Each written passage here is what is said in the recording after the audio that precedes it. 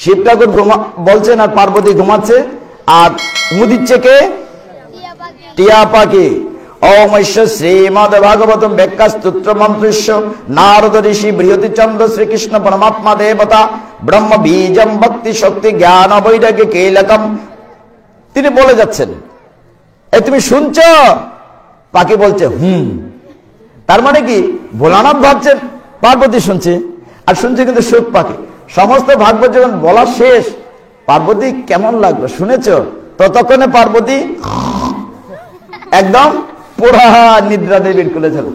তাইলে তুমি ঘুমাচ্ছ, তাহলে হুঁটা দিল কে? তুমি যে ঘুমাচ্ছ হুঁটা দিল কে? আপনারা দেখছেন জয় গীতা চ্যানেল।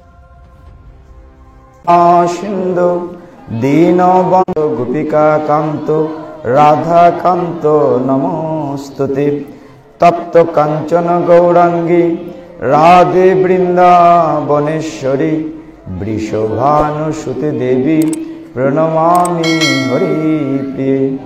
নম মহাবদান্যায় কৃষ্ণ প্রেম প্রদায়তে কৃষ্ণায় কৃষ্ণ চৈতন্য নাম্নে গৌরতীশে নম। নারায়ণং নমস্কৃত্য নরং চৈব নরোত্তমং দেবীং সরস্বতীং ব্যাসং ততো জয় মুদিরয়েৎ। নময়ং বিষ্ণুপাদায় কৃষ্ণ প্রেষ্ঠায় ভূতলে শ্রীমতে ভক্তি বেদান্ত স্বামিনীতি নামিনে। নমস্তে সরস্বতী দেবী গৌরবাণী প্রচারিণে নির্বিশেষ শূন্যবাদী পাশ্চাত্য দেশ তারিণে। বাঞ্ছাকল্পতরুভ্যশ্চ কৃপা সিন্ধুভ্য এব চ পতিতানাং পাবনেভ্যো বৈষ্ণবেভ্যো নমো নমঃ। সকলে কৃপা করে হাত তুলি। জয় শ্রী কৃষ্ণ চৈতন্য প্রভু নিত্যানন্দ শ্রী অদ্বৈত গদাধর শ্রীবাসাদি গৌর ভক্ত বৃন্দ। হরে কৃষ্ণ কৃষ্ণ কৃষ্ণ হরে হরে হরে রাম রাম রাম হরে হরে। হরি ওম তৎসৎ।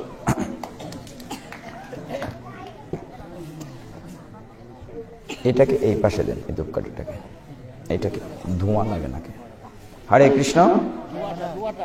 এটা আগরবাতিটা ওই কোণাতে দেন। আমরা অত্যন্ত একটি কঠিন, সামনেতে যাচ্ছেন কেন?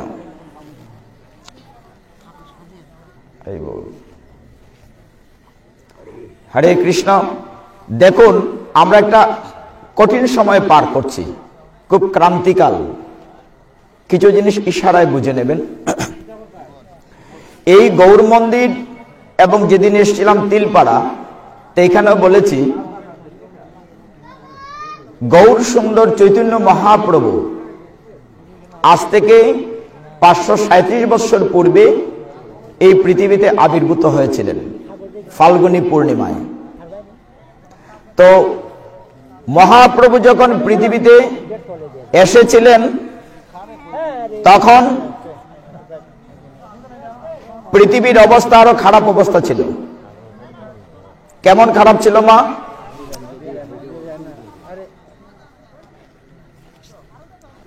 কেমন খারাপ অবস্থা ছিল তখন? তখন চ্যুতমার্গ ছিল। চ্যুতমার্গ মানে কি? দলে জাত যায়। মহাপ্রভুর সময় অবস্থা ছিল। উচ্চ বর্ণ নিম্ন বর্ণ খুব সাংঘাতিক ব্যবস্থা ছিল। উচ্চ বর্ণের কেউ যদি জল নিয়ে যেত, নিম্ন বর্ণের কারো যদি ছায়া পড়তো জল ফেলে দিতে হতো। বিশেষ করে গীতা ভাগবত নিম্ন বর্ণের কেউ যদি পড়তো, কিংবা মাতাজিরা মহিলারা শুনতো, তাদের কানে গরম ঘি ঢেলে প্রায়শ্চিত্ত করা হতো। এরকম কঠিন অবস্থা ছিল মহাপ্রভুর সময়। তো গৌরাঙ্গ মহাপ্রভু পৃথিবীতে এসে আমাদেরকে এতটাই সহজ করে দিয়েছেন, আচণ্ডালে প্রেম বিলিয়ে সমান করে দিয়েছেন। এই যে আমরা এক পঙ্গতে বসে খিচুড়ি প্রসাদ খাই, সবাইকে এক সমান করে দিয়েছেন। এটি করেছেন চৈতন্য মহাপ্রভু। এই যে মৃদঙ্গ কানা, সেটি মহাপ্রভুর আবিষ্কার। একটার মধ্যেই ডাইনা বামা দুইটাই আছেন মহাপ্রভুর আজকে। আজকে সারা পৃথিবীতে চৈতন্য মহাপ্রভু যে হরে কৃষ্ণ কীর্তন প্রবর্তন করেছেন, সারা পৃথিবীতে সেই নাম প্রচারিত হচ্ছে। এটা হচ্ছে মহাপ্রভুর বদান্যতা। এই জন্য কি মহাপ্রভুকে বলা হয় মহাবদান্য অবতার। তা আপনারা আয়োজন করেছেন, আমি এই মন্দিরের যারা কমিটির লোক আছেন, যারা আয়োজনকারী কর্তৃপক্ষ, আমার মতো অভাজন, আমি জ্ঞানহীন, বিদ্যাহীন, বুদ্ধিহীন, আমার মতো অভাজনকে আপনারা ডেকেছেন, আমি সকলের কাছে সকৃতজ্ঞ চিত্তে প্রণতি নিবেদন করছি।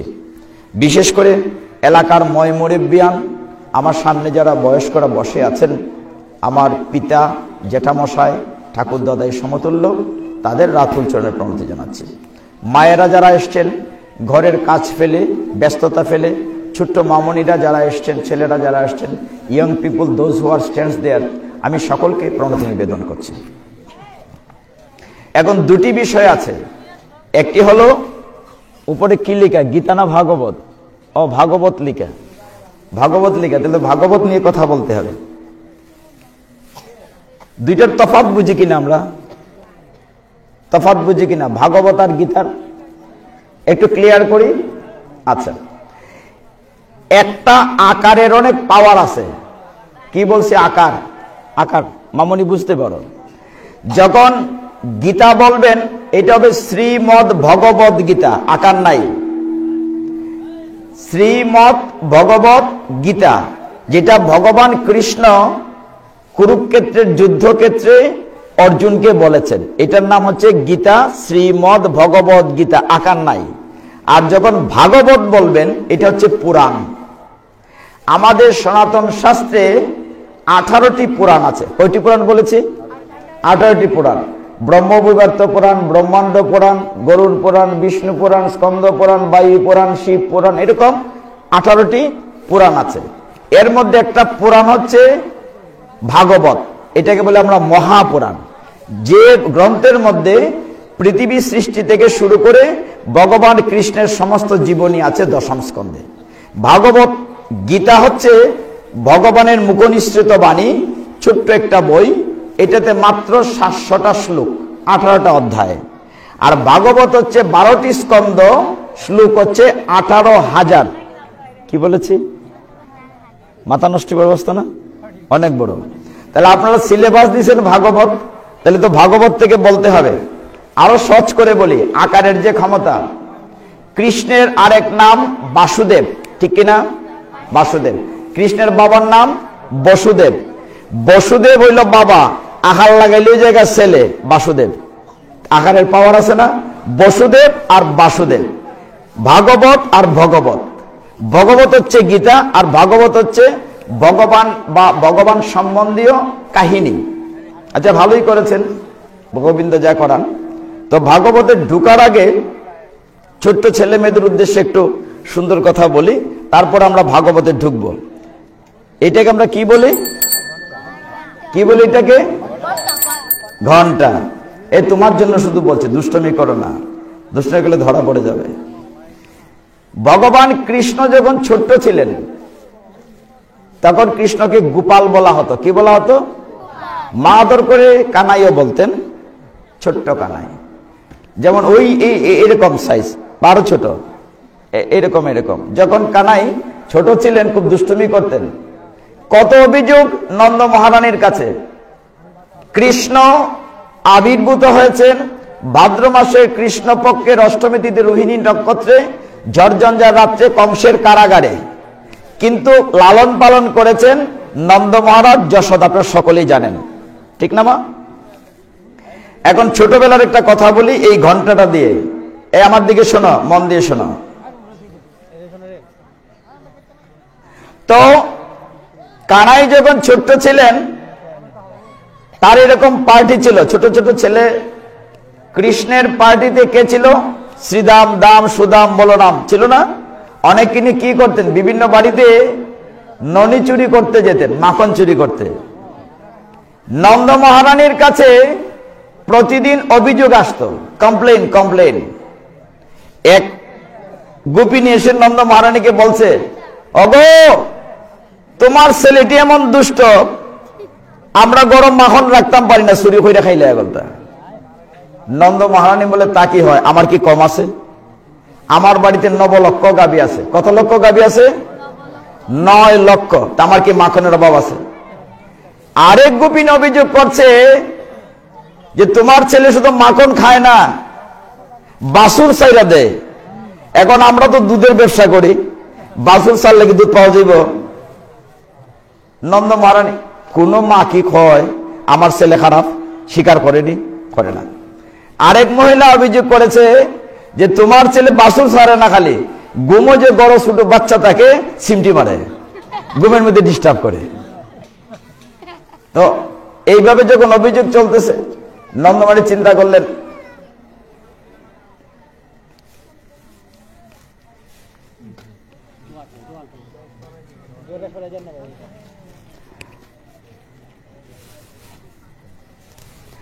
আরেক মাতাজি মানে আরেক গোপিনী অভিযোগ করলেন যশোদার কাছে,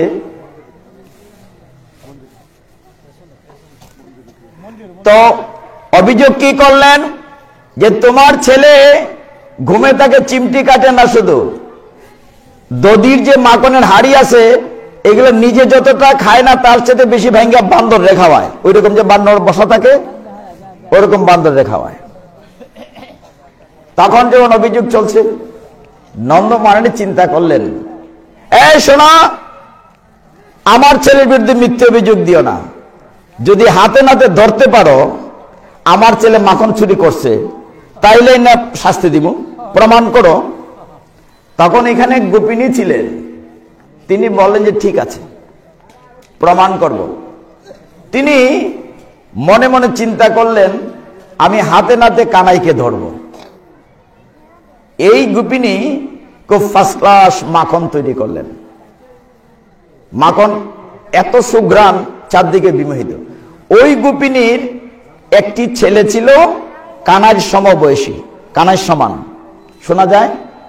আচ্ছা, তখন একদিন ওই গোপিনীর ছেলেটি এখন জিনিসটা বাজারে বিক্রি করতে গেলে, খাওয়াইতে গেলে তো অ্যাডভার্টাইজ লাগবে, সাইড দিকে প্রচার করতেছে, কানাই এ কানাই জানো আমার মামা এমন ফার্স্ট ক্লাস মাখন বানাইছে, আরে খাইলে খালি জিব্বা দিয়ে চেয়া খাইবাই, মানে চারদিকে রটনা দেওয়া হয়েছে যে ওর বাড়িতে খুব ফার্স্ট ক্লাস মাখন তৈরি করা হয়েছে, কানাই যেন যায়।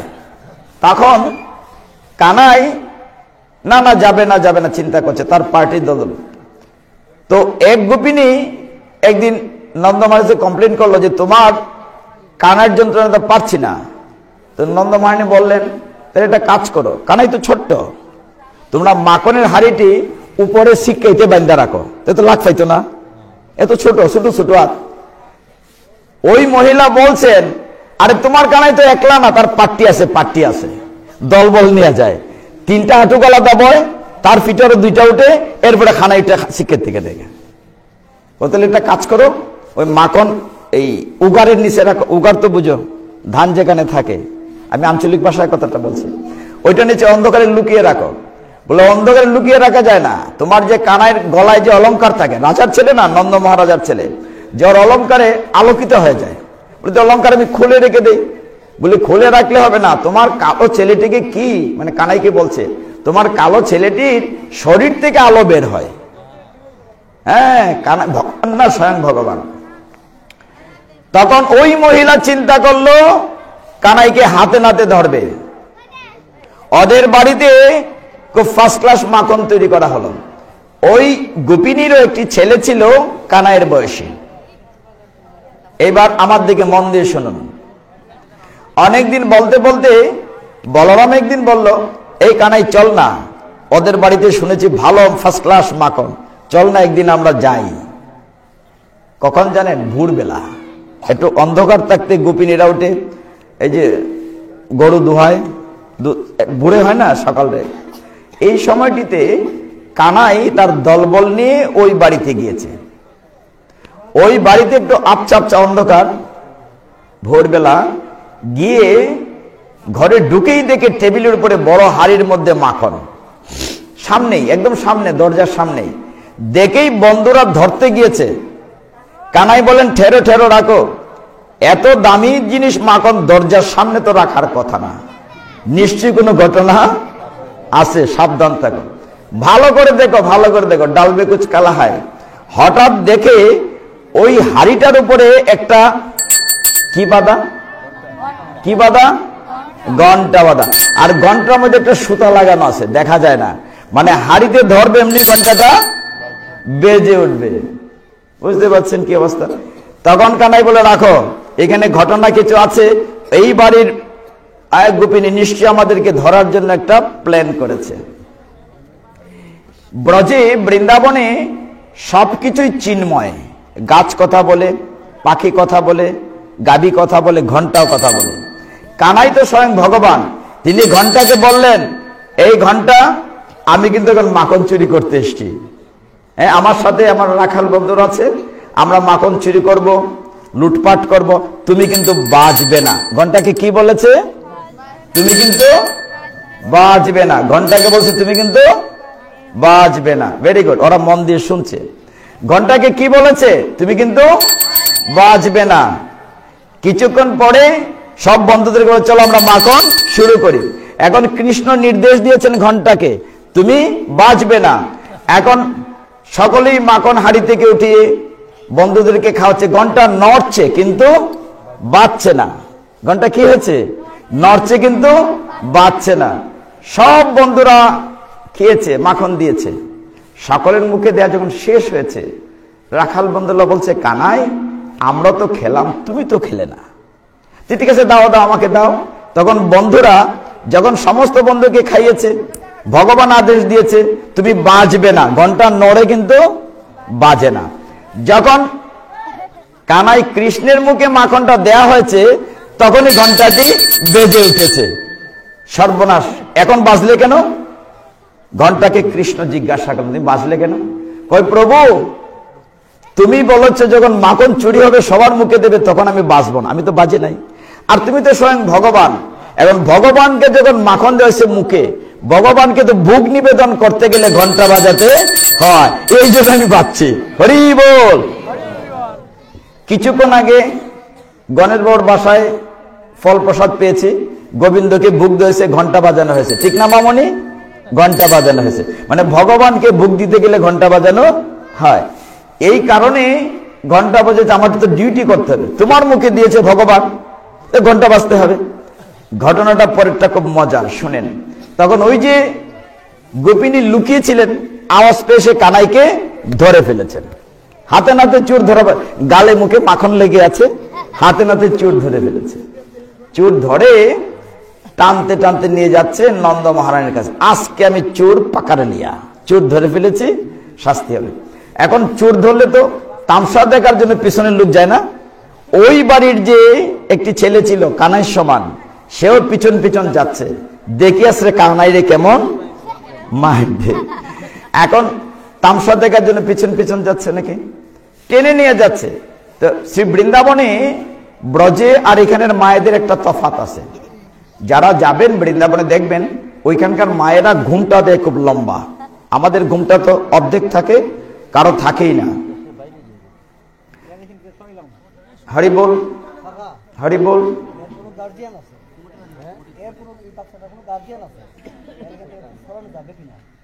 হরি বল। ওকে একটু ছুটি দিয়ে দেন।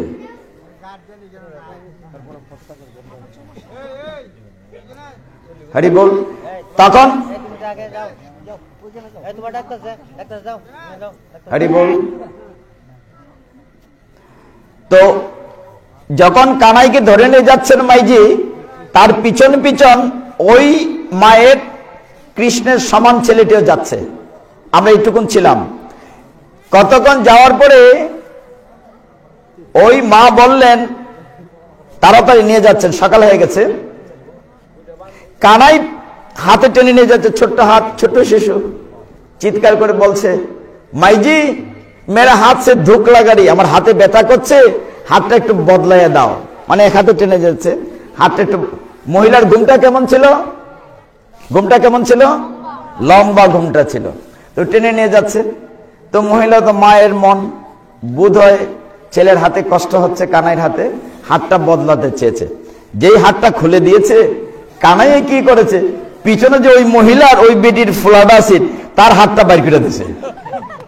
এখন ওনার তো লম্বা ঘুমটা, দেখে নাই কি ঘটনা, উনি হাত ধরে টেনে, আর কানাই এক দৌড়ে বাড়িতে গিয়া নন্দমানি উঠানে বসে আছেন বারিন্দায়, ঘুম থেকে উঠে, মনে হয় খালি ঘুম থেকে উঠছে আর কি, এর ভিতরে কিন্তু বহুত ঘটনা হয়ে গেছে। ঘুম থেকে ওইটা ওই নন্দমাকে জড়াই, মা দুধ দাও, মানে এরকম একটা অবস্থা করছে। তখন ওই মহিলা টেনে নিয়ে যাচ্ছে তার নিজের ছেলেকে, সে তো জানে না। তো ছেলেটি চিৎকার করে বলছে, মা আমার হাতে দুঃখ ধরছে, ছাড়ো। বহুত দিন পরে দৌড়ছি সুর, আজকে মা ডাকলো ছাড়তাম না। তো ছেলেটা বলছে, সত্যি আমি তোমার ছেলে, ও মা আমারে ছাড়ো। বিপদে পড়লো বলি মা ডাকে, আজকে তো সুর ধরা পড়ছে, এলে না মা ডাক, আজকে সারণ যেত না। তো টেনে নিয়ে যাচ্ছে, নন্দমা বসে আছেন বারান্দায় নিজের কানাইকে কোলে নিয়ে।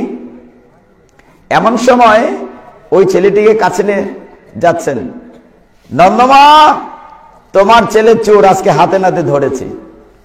নন্দমা বলছে, একটু কাছে আসো আসো। নন্দমা হাসতেছে, তুই বেটি কইতেছে, হাসতেছ কেন গমা, তোমার ছেলে চোর, আজকে হাতে নাতে ধরছি, হাসতেছ। আরে বলে ঘুমটাটা তুলো, কারে দৌড়ে আনছো দেখো, ঘুমটাটা তুলো। যেই ঘুমটাটা তুলছে দেখে নিজের ছেলে, সর্বনাশ, আমি ধরলাম কানাই রে, আমার নিজের ছেলে কোন সময় এলো। তো কানাই পিছন থেকে বলতেছে, এই মাইজি সাবধান, তোমরাই তো ডাকো গোপাল রে মাখন খাইবার লেগে, আদর করে ডাকে না, আও গোপাল খাও, তোমরাই ডাকো, তোমরাই ওর অভিযোগ দাও। আজকে আমাকে ধরতে চেয়েছো, আজকে আমি তোমার ছেলেকে চোর বানিয়েছি, আরেকদিন আমাকে ধরতে যদি চাও তোমার স্বামীকে আমি চোর বানিয়ে দেব, কাজে সাবধান, আর আমার ধরতে উঠতে যাইও না। এইভাবে ছোট্টবেলা কানাই সমস্ত ব্রজবাসীকে আনন্দ দিতেন। এই কথাগুলো আছে ভাগবতের দশম স্কন্ধে। কত স্কন্ধে? দশম স্কন্ধে। দশম স্কন্ধে যাব আমরা। তার আগে প্রথম দিকে একটু তথ্য কথা বলি, শুনতে ভালো লাগবে, কারণ আসরটা এখন একটা কন্ট্রোলে চলে এসছে, আপনারা সকলে মন দিয়ে শুনছেন, এটা খুব ভালো লাগছে আমার। দেখুন, এই পৃথিবীতে আপনি অনেক কিছু আটকাতে পারবেন, কিন্তু সময়কে আটকাতে পারবেন না। 9টার উপর বেজে গেছে, সময় চলে যাচ্ছে। যা হোক, এই যে ভাগবতের কথা বলছেন, ভাগবতটা পৃথিবীতে এলো কি করে আমরা কি জানি? কেউ জানি ভাগবতটা কি করে এলো? গীতা আমরা জানি। গীতা কোথায় এলো? কুরুক্ষেত্রে, যুদ্ধক্ষেত্রে ভগবান বললেন অর্জুনকে গীতা জানি, কিন্তু ভাগবত আমরা কি জানি কোত্থেকে এলো? জানি না। ভাগবত কি করে এলো? খুব মন দিয়ে খেয়াল করেন, সাবধান থাকবেন, এই আসরেও কলি ঢুকতে পারে, সাবধান থাকতে হবে। শাস্ত্র বলছে আমাদের সমস্ত ধর্মগ্রন্থ, যত পুরাণ উপপুরাণ বললাম, এগুলো লিখেছেন কে? লিখেছেন কৃষ্ণদ্বৈপায়ন বেদব্যাস। কে লিখেছেন? কৃষ্ণদ্বৈপায়ন বেদব্যাস। এই জন্য আমরা এই আসনটাকে বলি ব্যাসাসন, ব্যাসদেবের নামে। তো বেদব্যাসের আসল নাম হচ্ছে কৃষ্ণ। তিনি একটা দ্বীপে জন্মেছেন, তাই তার নাম দ্বৈপায়ন। কৃষ্ণ দ্বৈপায়ন। পিতার নাম পরাশর মুনি, মার নাম সত্যবতী। এবং তিনি আমাদের সমস্ত বেদকে 4টা ভাগে ভাগ করেছেন, এই জন্য তার নাম বেদব্যাস। পুরা নামটা হলো শ্রীকৃষ্ণ দ্বৈপায়ন বেদব্যাস। ক্লিয়ার? এখন তিনি আমাদের অনেক পুরাণ লিখেছেন, কৃষ্ণদেবেন বেদব্যাস, কিন্তু মনে শান্তি নাই। একদিন বেদব্যাস হাঁটতে হাঁটতে যাচ্ছেন সরস্বতী নদীর তীর দিয়ে। এমন সময় দেখা হয়েছে নারদ মুনির সাথে। কার সাথে দেখা হয়েছে? নারদ মুনির সাথে। নারদ মুনি কি করেন? বিনা বাজাই বাজায় নারায়ণ এই করেন না, আর ঘুরে বেড়ান। তো নারদ মুনির সাথে দেখা হয়েছে, গুরুজি গুরুজি প্রণাম করছে। এই তোমার মনটা খারাপ কেন? বেদব্যাস বলছেন, হে গুরুজি, আমি এত পুরাণ লিখেছি, এত রচনা করেছি, কিন্তু মনে কোনো শান্তি পাই না।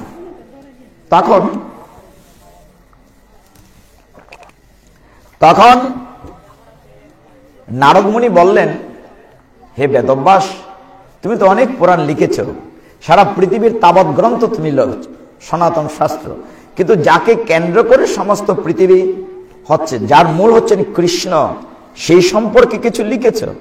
বলে সেইটাকে। বলে তুমি কি ভাগবত লিখেছ? বলে সেটা তো আমি জানি না, লিখে নাই। বলে এই জন্যই তোমার মনে শান্তি নাই। তাই ভাগবত কোথায় পাবো? তখন নারদ মুনি বলছেন আমি তোমাকে ভাগবত শোনাবো। নারদ মুনি কোথায় পেলেন? ব্রহ্মার কাছ থেকে। ব্রহ্মা কার কাছ থেকে পেলেন? নারায়ণের কাছ থেকে। আপনারা দৃশ্যটি দেখেন, নারায়ণ ক্ষীরসাগরে শুয়ে আছেন, এরকম হেলাম দিয়ে, তার নাভি থেকে একটা পদ্মফুল, তার মধ্যে ব্রহ্মা, এই জন্য ভগবানের আরেক নাম পদ্মনাভ। তো ব্রহ্মা ভাগবতটা পেলেন ভগবানের কাছ থেকে, ডাইরেক্ট নারায়ণের কাছ থেকে। এটার নাম হচ্ছে চতুশ্লোকী ভাগবত। এই জ্ঞানটি ব্রহ্মা দিলেন নারদকে, আর এখন নারদ দিচ্ছেন বেদব্যাসকে ভাগবত জ্ঞান। বেদব্যাস জ্ঞানটি পেয়ে খুব আনন্দিত হলো। আনন্দিত হয়ে চিন্তা করলো যে আমি জ্ঞানটি এই পৃথিবীতে দিতে চাই, এখন কাকে দেব? চিন্তা করলেন এই জ্ঞানটি এমন ছাত্রকে দিতে হবে যাতে করে সারা পৃথিবীর লোক এই জ্ঞানটি পেতে পারে। এখন তিনি ভালো লোক খুঁজলেন, কাকে দিবেন? কাকে দিবেন খুঁজলেন, কেউ এই জ্ঞানটি নিচ্ছে না। তখন কৃষ্ণদেবের বেদব্যাস ভাবলেন যে আমি এই ভাগবতের জ্ঞানটি আমার ছেলেকে দেব। কাকে দেব? তখনও ছেলের জন্মই হয় নাই। ছেলের নাম সুখদেব গোস্বামী, বেদব্যাসের ছেলের নাম। এই যে সুখদেব গোস্বামী ভাগবত বলেছেন, এখন একটু পেছনে যাই, বুঝতে ভালো লাগবে। তখন সমস্ত স্বর্গমর্ত সমস্ত শাসন করতেন রাজা পরীক্ষিত। কে শাসন করতেন? পরীক্ষিতকে? অর্জুনের নাতি, শর্টকাট করে নিলাম। অর্জুনের ছেলে অভিমন্যু, অভিমন্যুর ছেলে পরীক্ষিত। আর তোমরা তো সবই জানো, তো ফাটকার দরকারটা কি দেয়? আচ্ছা, আস্তে আস্তে করি। তো পরীক্ষিত মহারাজ অর্জুনের পুত্র, পুত্র না পৌত্র, গ্র্যান্ডসন, নাতি। তো পরীক্ষিত মহারাজ খুব চমৎকার রাজ্য শাসন করছিলেন। একদিন তিনি মৃগয়ায় গিয়েছেন। মৃগয়া মানে হরিণ শিকারে, রাজাদের নিয়ম ছিল। যেতে যেতে তিনি দেখলেন একটি লোক একটি সাদা গাভীকে, 3 পা নাই, গাভীটার কয়টা পা আছে? 1টা পা আছে। ওই পায়ের মধ্যে একটি রাজার পোশাক পরা লোক লাঠি দিয়ে, লগুর লাঠি দিয়ে আঘাত করছে, আর গাভীটি কাঁদছে, রুদ্ধমানা। রাজা তো রাগ উঠল, আমার রাজ্যে তো অনাচার নাই, তুমি কে হে? হ্যাঁ, তুমি কে যে এই অন্যায়টি করছো? তার এমনি একটি পা নেই, তুমি এই গাভীটির 1টা পাও ভেঙে ফেলার জন্য আঘাত করছো। সেই লোকটি বলল, এই গাভীটি 4টা পা ছিল সত্য যুগে, সত্যবাদিতা ছিল, সুচিতা ছিল, দয়া ছিল, তপস্যা ছিল। এই সত্যতা পরে একটা একটা করে পা পড়ে গেছে, কলিযুগে এসে কোন রকম একটা পায়ের উপরে দাঁড়াই আছে।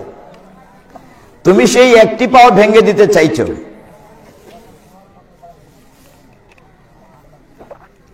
তোমাকে আমি মেরে ফেলবো। পরীক্ষিত মহারাজ অস্ত্র তাক করলেন, ওই লোকটিকে মেরে ফেলেন। তুমি কে? তখন ওই লোকটি বলল, আমি হচ্ছি কলি। ওই লোকটি কি বলল? আমি তোমার এইখানে রাজ্যে প্রবেশ করব। আপনারা সাবধান থাকেন, কলি ঢুকবে এখন। বলছে আমি তোমাদের রাজ্যে ঢুকব। রাজা বলেন, না না, আমার রাজ্যে কোনো অন্যায় নাই, দূর হয়ে যাও, নাহলে তোমাকে মেরে ফেলবো। বাস্তবতা হচ্ছে আশ্রয় দানকারীকে মারতে নাই। যখন কলি প্রাণ বাঁচানোর জন্য কি করলো? রাজার চরণে জড়িয়ে দিল, আমাকে মেরো না। তখন রাজা বললেন, পরীক্ষিত মহারাজ, তাহলে আমার চোখের সামনে তুমি দূর হয়ে যাও। বলো যে কোথায় যাব? দেখেন ঘটনাটা কি, কোথায় যাব? তখন রাজা পরীক্ষিত বললেন, 4টা জায়গায় যাও। কোথায়? বলছেন, দূতম পানম, স্ত্রিয়ম, সোনাম, এই 4টি জায়গায় যাও। দুতম মানে দুধ ক্রীড়া, জুয়া খেলা, তাস খেলা, ফাঁসা খেলা, এইসব যেখানে আছে কলি, তুমি ওইখানে যাও। আর কি পানম, পানম মানে নেশাদ্রব্য পান, মদ গাঞ্জা খাওয়া, এমনকি চা কফিও নেশা। বলছে যেখানে নেশাদ্রব্য পান করা হয় সেইখানে যাও। তৃতীয় বললেন স্ত্রিয়ম মানে বেবিচার, অবৈধ সঙ্গ, যেখানে অবৈধ সঙ্গ আছে তুমি সেখানে যাও। চতুর্থত বললেন সোনা, যেখানে প্রাণী হত্যা করা হয়, আমিষার করা হয়, সেখানে যাও। তখন কলি বললেন, হে মহারাজ, আপনার রাজ্যে তো 4টা জায়গা নাই, আমি কোথায় যাব? শান্তির রাজ্য।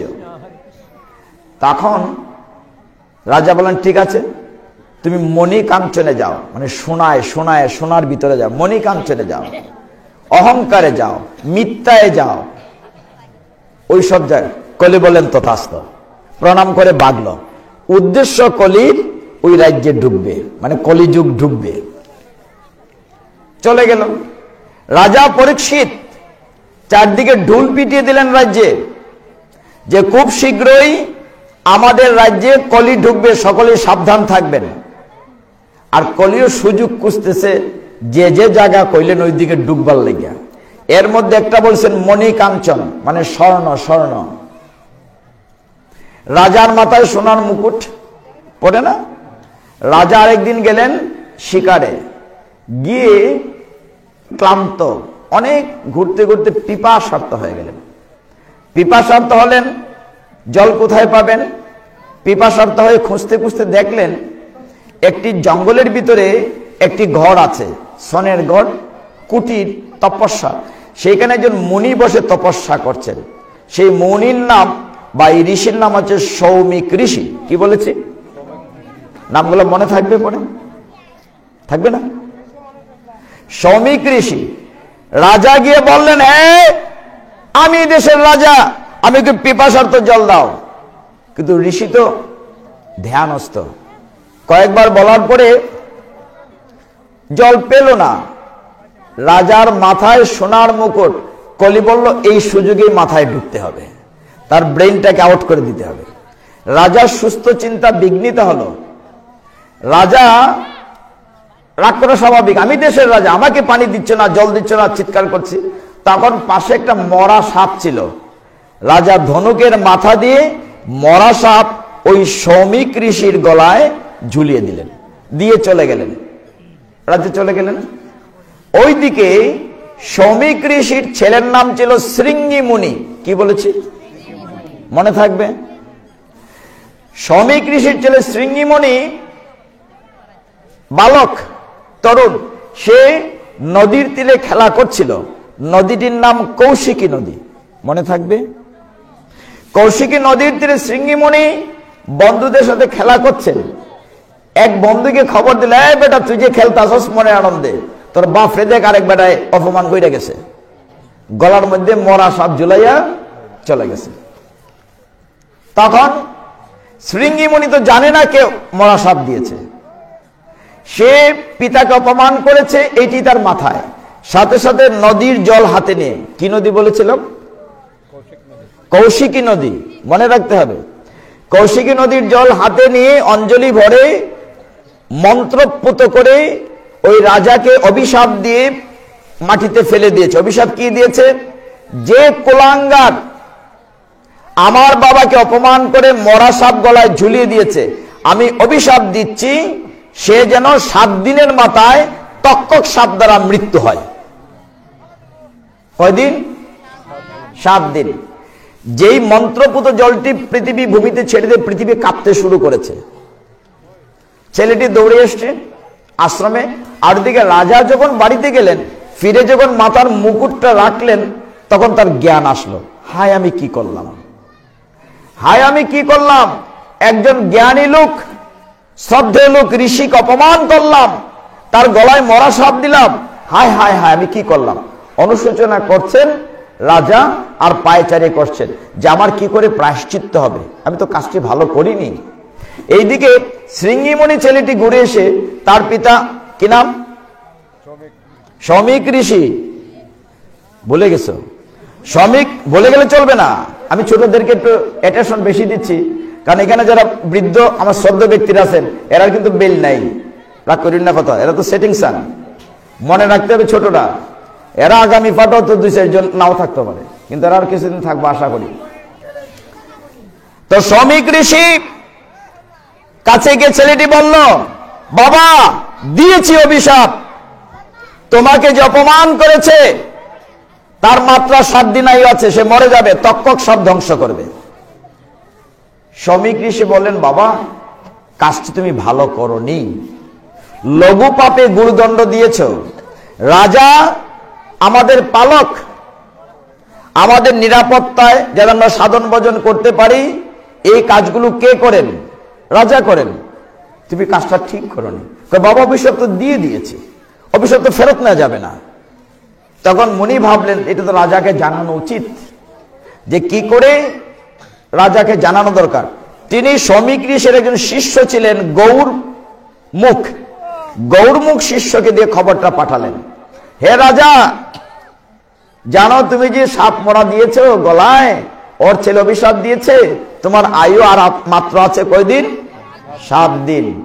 এটা শুনে, মৃত্যু সংবাদ শুনে মানুষে কাঁদবে, কিন্তু রাজা আনন্দে নৃত্য করতে লাগলেন, হায় রে আমার কি সৌভাগ্য, আমার প্রায়শ্চিত্ত হচ্ছে, আমি না বুঝে অপমান করেছি, আমার মাত্র 7 দিন আয়ু আছে। তখন তিনি ভাবলেন যে আর মাত্র 7 দিন আয়ু আছে, আমার এখন কি করণীয় উচিত। দেখুন এই যে আমরা সামনে বসেছি, আমরা কি কেউ জানি আমরা কয়দিন বাঁচবো?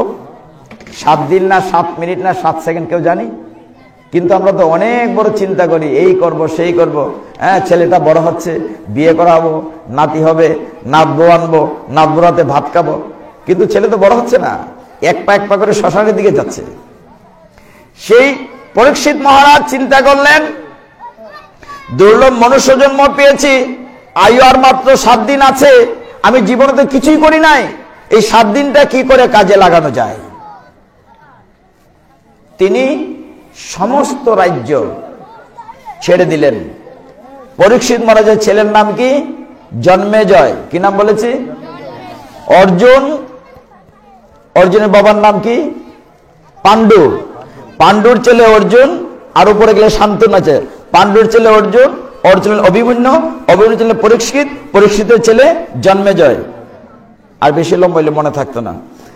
তো জন্মেজয়কে সমস্ত রাজ্য দিয়ে, ছেলেকে সমস্ত রাজ্য দিলে, একখানা কুশাসন বগলে নিয়ে 1 বস্ত্রে চলে গেলেন গঙ্গা তীরে। আমরা কিরকম ত্যাগ করতে পারবো? একটা খাফরই ত্যাগ করতে পারি না, যদি ওই খাসের বেটিরে দিলাও আর কটা তুমি ফিন্দালই ফুরানন্দ, এত সোজা না। আপনারা তো ভাগবত লিখেছেন, ভাগবত শ্রবণ করতে গেলে ত্যাগী হতে হবে। আমরা অনেক জায়গায় স্টলে বসে, বিভিন্ন বাজারে বসে বড় বড় নোট খরচ করি, কিন্তু ভগবানের মন্দির আমরা খেয়াল করি, পকেট থেকে সবচেয়ে ছোট নোটটা খুঁজি ভগবানকে দেওয়ার জন্য। সবাই না, কিন্তু বেশিরভাগ। ভগবান তখন পরীক্ষিত মহারাজকে জ্ঞান দিয়েছেন, তিনি সমস্ত রাজ্য তার ছেলেকে দিয়ে 1 কাপড়ে ঘর থেকে বেরিয়েছেন, গিয়েছেন গঙ্গার তীরে হরিদ্বার। কোথায় গিয়েছেন? সেইখানে গিয়ে তিনি হাউতাস করছেন, আমার মাত্র আয়ু আছে 7 দিন, প্রথম দিন চলে যাচ্ছে, আমার কি করণীয়। এখন আসেন ওই দিকটাতে, বুঝতে সুবিধা হবে। কৃষ্ণদ্বৈপায়ন বেদব্যাস ভাগবত জ্ঞান অর্জন করেছেন তার গুরুদেব নারদ মুনির কাছ থেকে, মনে আছে তো? নারদ মুনি পেয়েছেন ব্রহ্মার কাছ থেকে, ব্রহ্মা পেয়েছেন নারায়ণের কাছ থেকে। এখন ব্যাসদেবের চিন্তা করেন জ্ঞানটি ছাত্রকে দিবেন, কেউ নিচ্ছে না। এই জ্ঞানটি কেউ যখন নিচ্ছিল না, তখন তিনি চিন্তা করলেন যে এই জ্ঞানটি তার ছেলেকে দেবেন। ছেলে কোথায় পাবে? ছেলের নাম হচ্ছে সুখদেব গোস্বামী। এটার পিছনে এক লম্বা কাহিনী আছে, সেটা একটু বলি, ভাল লাগবে। সমস্ত ভাগবত আরেকজনে জানতেন, তিনি হচ্ছেন বৈষ্ণবের মধ্যে শ্রেষ্ঠ, তার নাম ভোলানাথ। শিব ঠাকুর চিনেন আপনারা? শাস্ত্র বলছে নিম্নগামান যথা গঙ্গা বৈষ্ণবানাম যথা শম্ভু, নদীর মধ্যে শ্রেষ্ঠ গঙ্গা আর বৈষ্ণবের মধ্যে শ্রেষ্ঠ হচ্ছে শম্ভু ভোলানাথ। আমরা কতটাই অপদার্থ, এই ভোলানাথের হাতে গাঞ্জার কাউলকি দেই। শাস্ত্রে কোথাও নাই ভোলানাথ কখনো গাঁজা খায় না।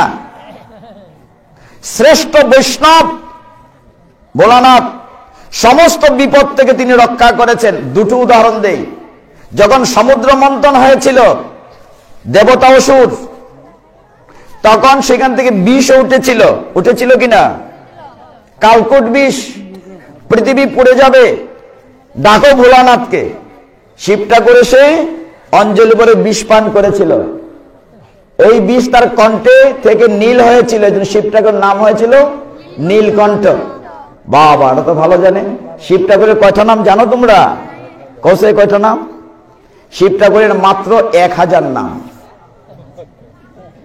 মাথা নষ্ট হয়ে গেছে না? কৃষ্ণের আপনারা 78 শতনাম পড়েন, মা বলেন না 78 শতনাম। এটা শুরুটা কিভাবে? শুরুটা আপনারা বলেন, কৃষ্ণ ভজিবার তরে সংসারেতে আইনো মিছে মায়া বদ্ধ হয়ে বৃক্ষ সময়। আপনারা কিন্তু মাতৃগর্ভে থেকে কথা দিয়ে এসেছেন কৃষ্ণ ভজন করার জন্য পৃথিবীতে আসে। খেয়াল করেন, আমি কিন্তু বাস্তব মিলে কথা বলছি। আমি যখন মাতৃগর্ভে মাথা নিচের দিকে ছিল, কষ্ট করে এই মলমূত্র পুজের মধ্যে রক্তের মধ্যে মাতৃগর্ভে ছিলাম, অন্ধকার কষ্ট। হে ভগবান, 7 মাস বয়সে ভগবানের সাথে দেখা হয় গর্ভে। ভগবান পৃথিবীতে দাও, আলোতে দাও। আমি কথা দিচ্ছি, প্রতিজ্ঞা দিচ্ছি, করছি, পৃথিবীতে এসে তোমার ভজনা করব। কৃষ্ণ ভজিবার তোরে সংসারেতে আইন আর মিছে মায়ায় বদ্ধ হয়ে বৃক্ষ সম হয় না। কথা রাখছি না। দেখেন ঘটনাটা। তো সেই ভোলানাথ শিব ঠাকুর, শিব চতুর্দশীতে আমরা হবিগঞ্জ এক জায়গায় পাঠ করি শিব পুরাণ থেকে, সেখানে শিব ঠাকুরের 1000 নাম নিয়ে কথা বলি। আজকে এটা বলার সময় নাই, 4-5টা নাম হই তো বুঝতে পারবেন। এই যে নীলকণ্ঠ বললেন, শিব ঠাকুরের শরীরের অলংকার হচ্ছে সাপ, গলায় সাপ, হাতে সাপ, যে বাজুবন্ধ। এই জন্য শিব ঠাকুরের নাম হচ্ছে ফণিভূষণ। কি বলেছি? তার মাথায় জটা আছে না? শিব ঠাকুরের নাম হচ্ছে জটা আছে বলে তার নাম ধূর্যটি। কি নাম বলেছি? ধূর্যটি। তারপরে তিনি হাতে ত্রিশূল আছে, এই তার নাম শূলপাণি। এরকম 1000টা নাম আছে। তিনি বাঘের চাল পরেন, তার নাম কৃত্তিবাস। তার মাথায় গঙ্গা ধারণ করেছিল, তার নাম গঙ্গাধর। বেশি না, মাত্র 1000 নাম আছে। আজকে না আরেকদিন থাকো। তো সেই শিব ঠাকুর একদিন ভাগবত, শিব ঠাকুরের স্ত্রীর নাম কি? বৈষ্ণবীর নাম পার্বতী। আচ্ছা, পার্বতী বলছে, হে ভোলানাথ, তুমি তো পরম ভক্ত, শ্রেষ্ঠ ভক্ত, তুমি আমাকে ভগবানের কথা শোনাও। শিব ঠাকুর তুমি শুনবে তো? খুব গুহ্য কথা, গোপন কথা, নিরিবিলি। চলো যাই। কৈলাস থেকে একটু পাহাড়ি এলাকায় একটা গাছের নিচে বসলেন। শিব ঠাকুরের কোলে মাথা রেখে শুয়ে থাকলেন পার্বতী। আমি শুয়ে শুয়ে তোমার কথা মন দিয়ে শুনবো। তখন শিব ঠাকুর বললেন, তোমাকে ভাগবত জ্ঞান আমি দেব, কিন্তু তুমি যে শুনছো আমি কি করে বুঝবো? তুমি একটু হু কইও। শুনছো হু কই না, হু দিবেন। এখানে কি কেউ ঘুমাচ্ছেন? ঘুমায়েন না, ঘুমাইলে বিপদ আছে, কলি ঢুকবে। কিন্তু এই পাটের আসলে কলির 2টা মেয়ে ঢুকে, চিন্তা রাখবেন। একটা হচ্ছে আলস্য, একটা হচ্ছে এটা ঢুকতে পারে। ওই দিন তিলপাড়া বলছিলাম, এই গেছিলাম মেঘনার পাড়ে, চাতলপাড় চিনেন আপনারা? অনেকেই ছিলেন ওইখানে, অনেকে এখানে এরকম না, প্রায় 10 গুণ মানুষ, অনেক বড় ভক্ত। তো পাটের আসরে গিয়েছি, আরো প্রচন্ড কুয়াশা, অন্ধকার। তুই কোনা থেকে এক মাতাজি উঠে, মানে ঘুম ধরছে, বাড়ি চলে যাবে। তুই কোনা থেকে বলতেছে, হ্যাঁ হ্যাঁ কমলার মা, হ্যাঁ, মানে নিজে তো যাইবো কমলার মালা লইয়া যাইব। তো আমার দিকে আবার চাইতেছে আর ডাকতেছে, হ্যাঁ হ্যাঁ কমলার মা। আমি দেখে লাইছি, দেখে আবার, ওগো মাইজি তুমি যাও, আপত্তি নাই, কমলার মারে থইয়া যাইও। তো ঘুম আসতে পারে। কলির 2টা মেয়ে ঢুকে বলছি সাবধান থাকে। তখন শিব ঠাকুর তার সহধর্মিণী পার্বতীকে বললেন, আমি তোমাকে ভাগবত জ্ঞান দেব। কাকে দেবে জ্ঞানটি? পার্বতীকে। শর্ত হচ্ছে তুমি ঘুমাবে না। কি হচ্ছে? শুয়ে আছে আরামসে স্বামীর কোলে মাথা রেখে, তুমি কিন্তু হু দেবে, শুনছো কিনা। একেবারে মঙ্গলাচন্দ্র শুরু করে ভাগবত 18,000 শ্লোক, কাহিনী, হাজারো কাহিনী। আমি তো সারা রাতও বলি, ভাগবতের এক ফুটা হইতো না। আমার যদি এরকম 10 রাত দেন, আমরা হবিগঞ্জে একটা প্রোগ্রাম করি, ভাগবত সপ্তাহ, 7 দিন করি। আমি 7 দিনে ভাগবত আলোচনা করার চেষ্টা করি, প্রত্যেক বছরই করি 7 দিন। আর একদিনে দিয়েছেন ভাগবত, এত বড় সিলেবাস, আমি একটু টাচ করবো আর কি। তখন পার্বতী শুনছেন, আর বলছেন কে? শিব ঠাকুর। শিব ঠাকুর বলছেন আর পার্বতী শুনছেন। এমন সময় তার ঘুমে ধরে গেছে। কার ঘুমে ধরছে? ওই গাছের মধ্যে একটা পাখি ছিল, পাখির নাম সুখ পাখি। কি পাখি? সুখ পাখি। চিনেন? দেখছেন কোনোদিন? দেখছেন না, নাম করলে ঠিকই চিনবেন। সুখ পাখি মানে টিয়া পাখি। ও, এখন তো চিনি। ভাগবতে সুখ পাখির নাম হচ্ছে টিয়া পাখি। এই জন্য দেখবেন যে ভাগবত আসরের সামনে একটা টিয়া পাখি রাখা হয়। টিয়া পাখি রাখা হয় বড় বড় আসরে, দেখবেন। তো সুখ পাখি গাছে বসে আছে, এও মন দিয়া ভাগবত শুনতেছে। কে শুনতেছে? সুখ পাখি। ওইদিকে পার্বতী তো কতক্ষণ পরে, তার মানে কি ঘুমায় গেছে, কলি ঢুকে গেছে। কিন্তু সুখ পাখি ভাবলো সুযোগটা ছাইরা লাভ নাই। ভাগবত বলতেছেন, মহাদেব বলতেছেন শিবটাকে, তুমি শুনছো?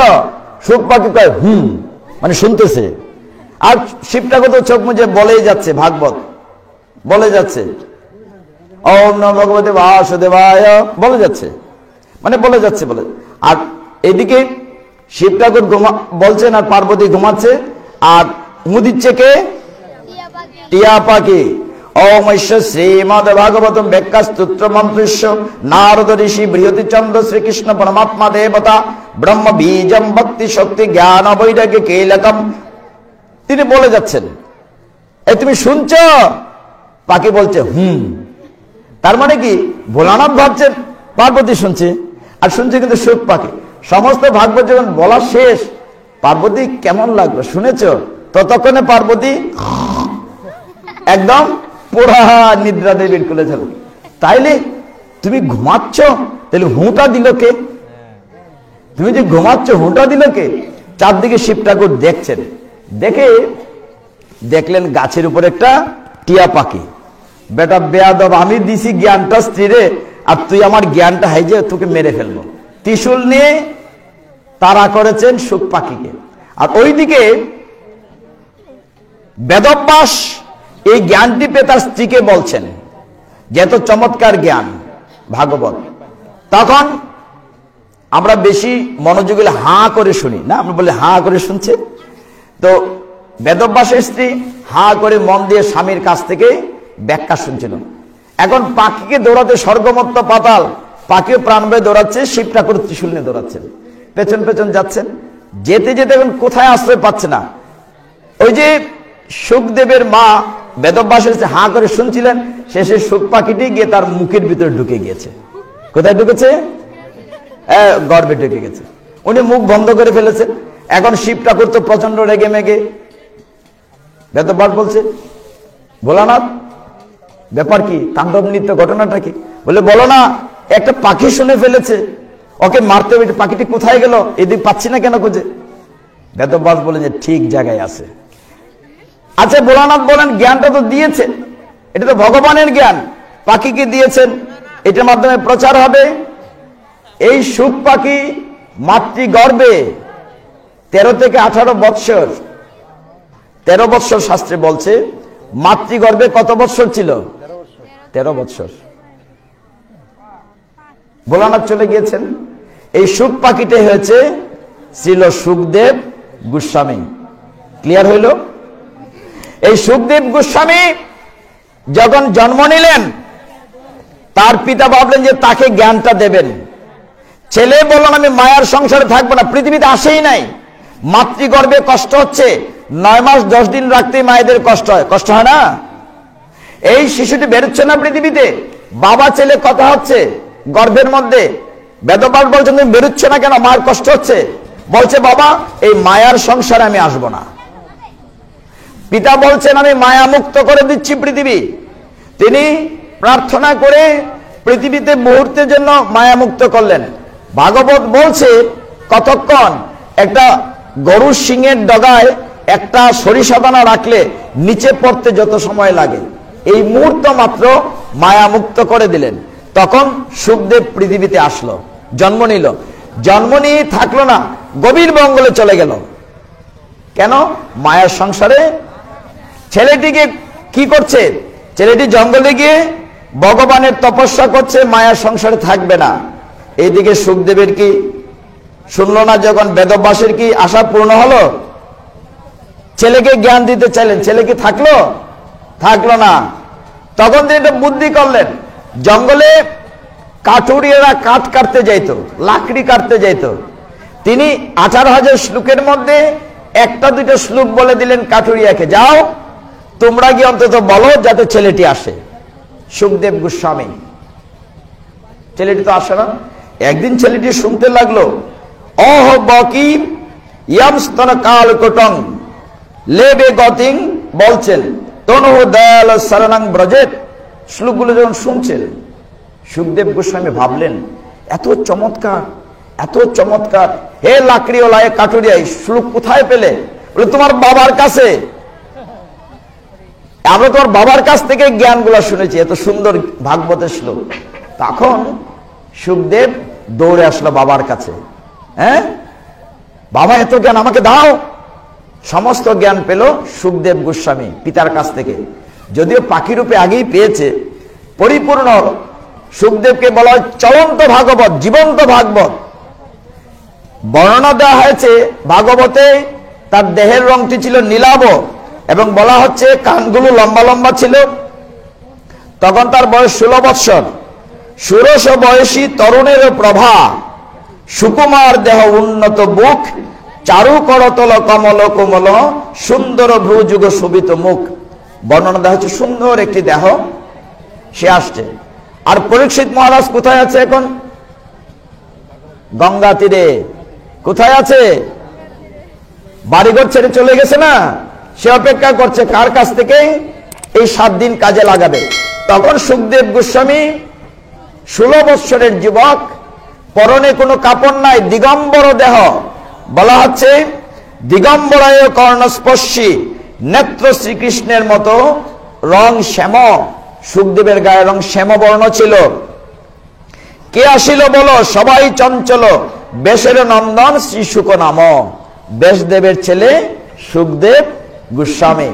কি করে ভাগবতটা এলো পৃথিবীতে, আমরা সেটা আলোচনা করছি।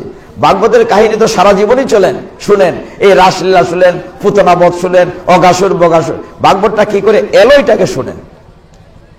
যখন নদী তীরে সুখদেব গোস্বামীকে দেখে পরীক্ষিত মহারাজ বলেন, গুরুজি আপনি কৃপা করে আমাকে শিষ্য বানান, আমার জীবনটা বৃথা, আমার আয়ু আর আছে মাত্র কয়দিন।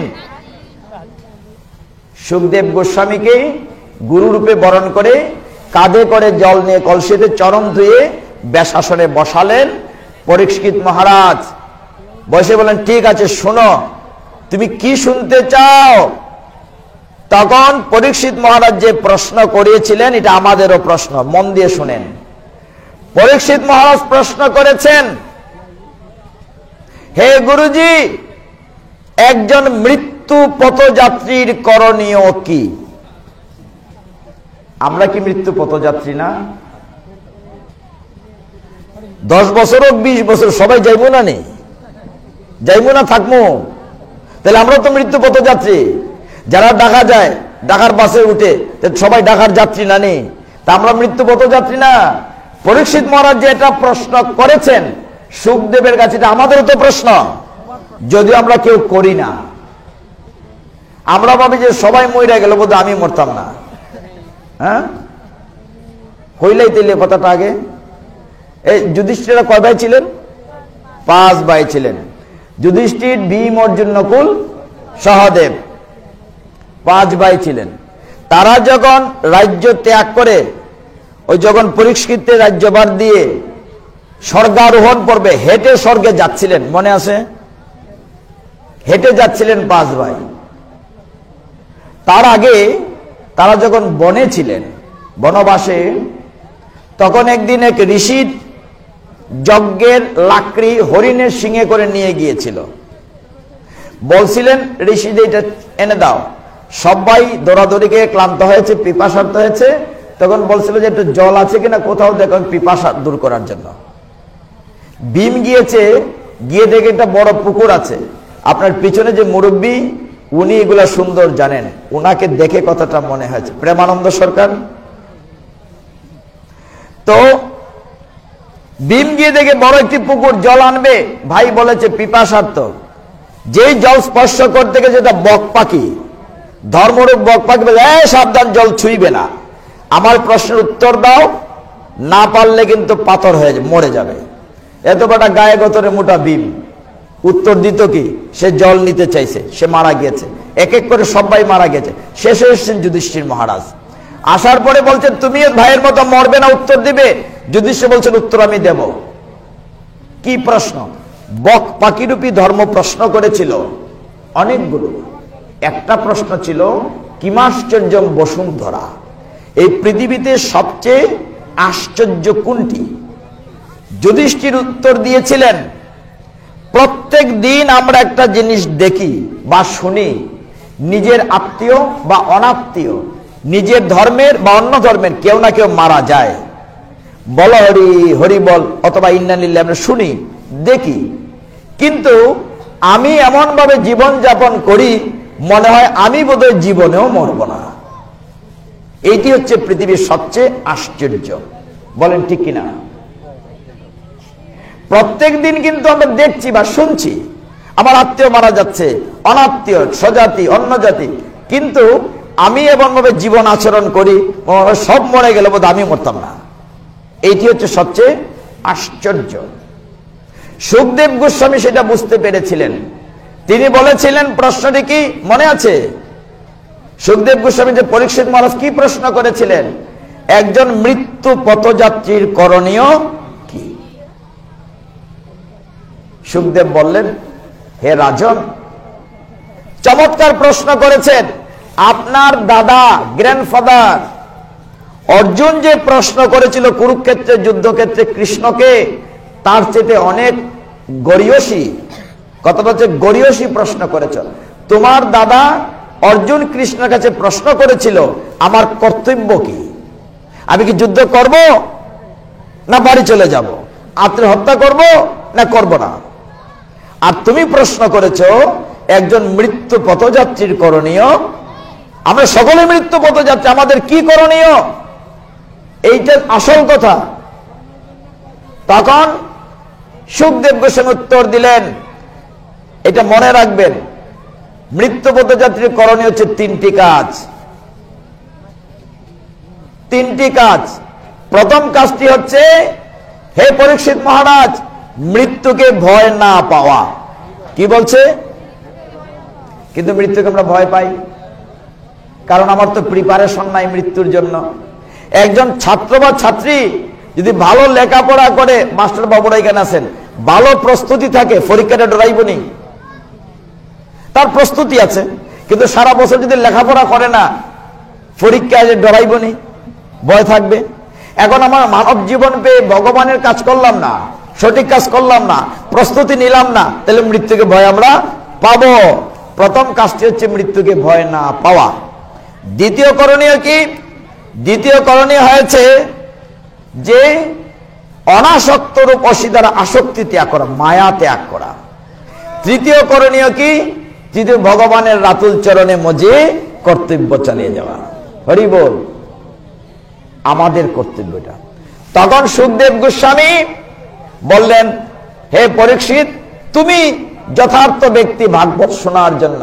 এই যে আপনারা সকলেই পরীক্ষিত মহারাজ, সবাই এখানে ভাগবত শ্রবণের জন্য বসছেন। তখন তিনি সমস্ত ভাগবত, এখানে হাজার হাজার সমস্ত দেবর্ষি সমস্ত রাজর্ষি, সমস্ত মুনি, এখানে ভাগবত বলছে যে এত ভিড় হয়েছে এখানে, চারদিকে যত পৃথিবীর মুনি ঋষিরা ছিল সকলেই ছুটে এসেছে। তার মধ্যে সুত গোস্বামীও ছিলেন। আপনারা যারা ভাগবত পড়েন তারা বুঝবেন, ভাগবত লেখা আছে সুত উবাচ, কিন্তু প্রথম ভাগবতটা বলেছেন সুখদেব উবাচ। সুখদেব বলেছেন পরীক্ষিত মহারাজকে, আর পরীক্ষিত মহারাজ এই মণিদের মধ্যে ছিলেন সুত গোস্বামী। তিনি পরে নৈমিষারণ্যে হাজার হাজার 60,000 মণিদের সামনে বলেছিলেন সুত গোস্বামী। ক্লিয়ার? তাহলে প্রথম ভাগবত দিয়েছেন নারায়ণ ব্রহ্মাকে, ব্রহ্মা দিয়েছেন নারদ মুনিকে, নারদ মুনি দিয়েছেন বেদব্যাসকে, বেদব্যাসের ছেলে সুখদেবকে, সুখদেব দিয়েছেন পরীক্ষিত মহারাজকে, পরীক্ষিত মহারাজ সুত গোস্বামী, আর সুত গোস্বামী থেকে আপনারা পেয়েছেন 60,000 মণি ঋষি। হরি বল। ক্লিয়ার? ভাগবত সিলেবাস শেষ। এখন ভাগবতে কি বলবো? ঘড়ি থেকে দ্রুত ঘুরছে, ভয়টা হচ্ছে এটা। হ্যাঁ, 40 বাজে। আমরা কি সুদামার কথা বলতে পারবো? বলা যাবে? 10টা আমাকে ছেড়ে দিতে হবে। আপনার মনে কিছু নিয়েন না, আমারও ভালো লাগে আপনাদের সঙ্গে পেতে, কিন্তু অনেক দূরে যেতে হয় তো। আপনারা দেখেন ভগবানের জীবনীটি ভাগবতের 10ম স্কন্ধে আছে। ভাগবতে বলেছি আমি 12টি স্কন্ধ, 18,000 শ্লোক। প্রথম স্কন্ধ থেকে আলোচনা করা যাবে না। টোটাল ভাগবত আমরা 7 দিনও শেষ করতে পারি না। অদ্ভুত ব্যাপার হলো সুখদেব গোস্বামী গঙ্গার তীরে পরীক্ষিত মহারাজকে 7 দিন 7 রাত্র অনর্গল ভাগবত বলে গিয়েছিলেন। কয়দিন? এই 7 দিন ইনি ঘুমানোর নাই, খানো নাই। কিছুক্ষণ পরে আপনারা তো কইবেন এই মন্দির দিতে প্রসাদ দেয় না, খাইতাম, ক্ষুধা লাগছে। কিন্তু সুখদেব গোস্বামী 7 দিন তার আয়ু ছিল পরীক্ষিত মহারাজের, 7 দিন 7 রাত অনর্গল ভাগবত বলেছিলেন। সুযোগ থাকলে যদি আপনারা ভাগবত সপ্তাহ করেন 7 দিন, ছোট প্রোগ্রামই হোক, তাহলে আমরা 7 দিন পুরা ভাগবত আলোচনা করতে পারি। আজকে দিয়েছেন ভাগবত পাঠ, আমার মতো ব্যাক করলে বসাইছেন, সারা রাত ক্লিয়ারলি শেষ হইব। একটা ছোট কাহিনী বলি। কৃষ্ণের বয়সের সময়, বয়স মানে তখন তিনি দ্বারকার, কৃষ্ণের জীবনী 3টা অংশ আছে। কয়টা অংশ? প্রথম হচ্ছে তিনি যখন বৃন্দাবনে ব্রজে ছিলেন 10 বছর 8 মাস বয়স পর্যন্ত, সেটা হচ্ছে মাধুর্যময় কৃষ্ণ। কিময়? মাধুর্যময়। তারপরে ছিলেন ঐশ্বর্যময়, তিনি যখন রাজা হলেন, কোথাকার রাজা না, মাঝখানে মথুরা আছে, তারপরে দ্বারকায় রাজা হলেন। তাইলে 3টা অংশ আছে জীবনের। তো কৃষ্ণ যখন ছোটবেলা লেখাপড়া করতেন, প্রভু কিছু বলবেন? ঘন্টাটাও নেন, এখন তো আমরা কানাইকে ধরে ফেলছে, লাগবে না। হরে কৃষ্ণ। তো কৃষ্ণের প্রথম অংশে আপনারা দেখবেন কৃষ্ণের আবির্ভাব শ্রীমদ ভাগবতমের 10ম স্কন্ধ। যারা নিয়মিত ভাগবত কয়জনে পড়েন দেখি তো, কৃপা করে হাত তুলেন। ভাগবত পড়েন?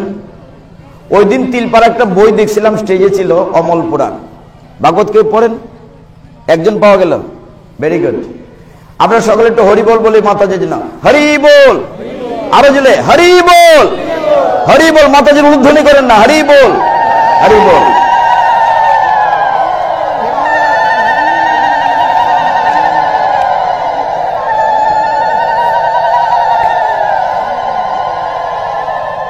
একটা মজার কথা কইলাই, একবার গেছি বুল্লা ফাটে, বুল্লা আমরা শুনেন তো যে লাখাই বুল্লা, তো ফাটের মধ্যে গেছি, পিতাজিরা হরিবল ঠিকই কইতেছেন, আর মাতা যেরকম জোগাড় দেন, মুখ বন্ধ করে বই দিছে।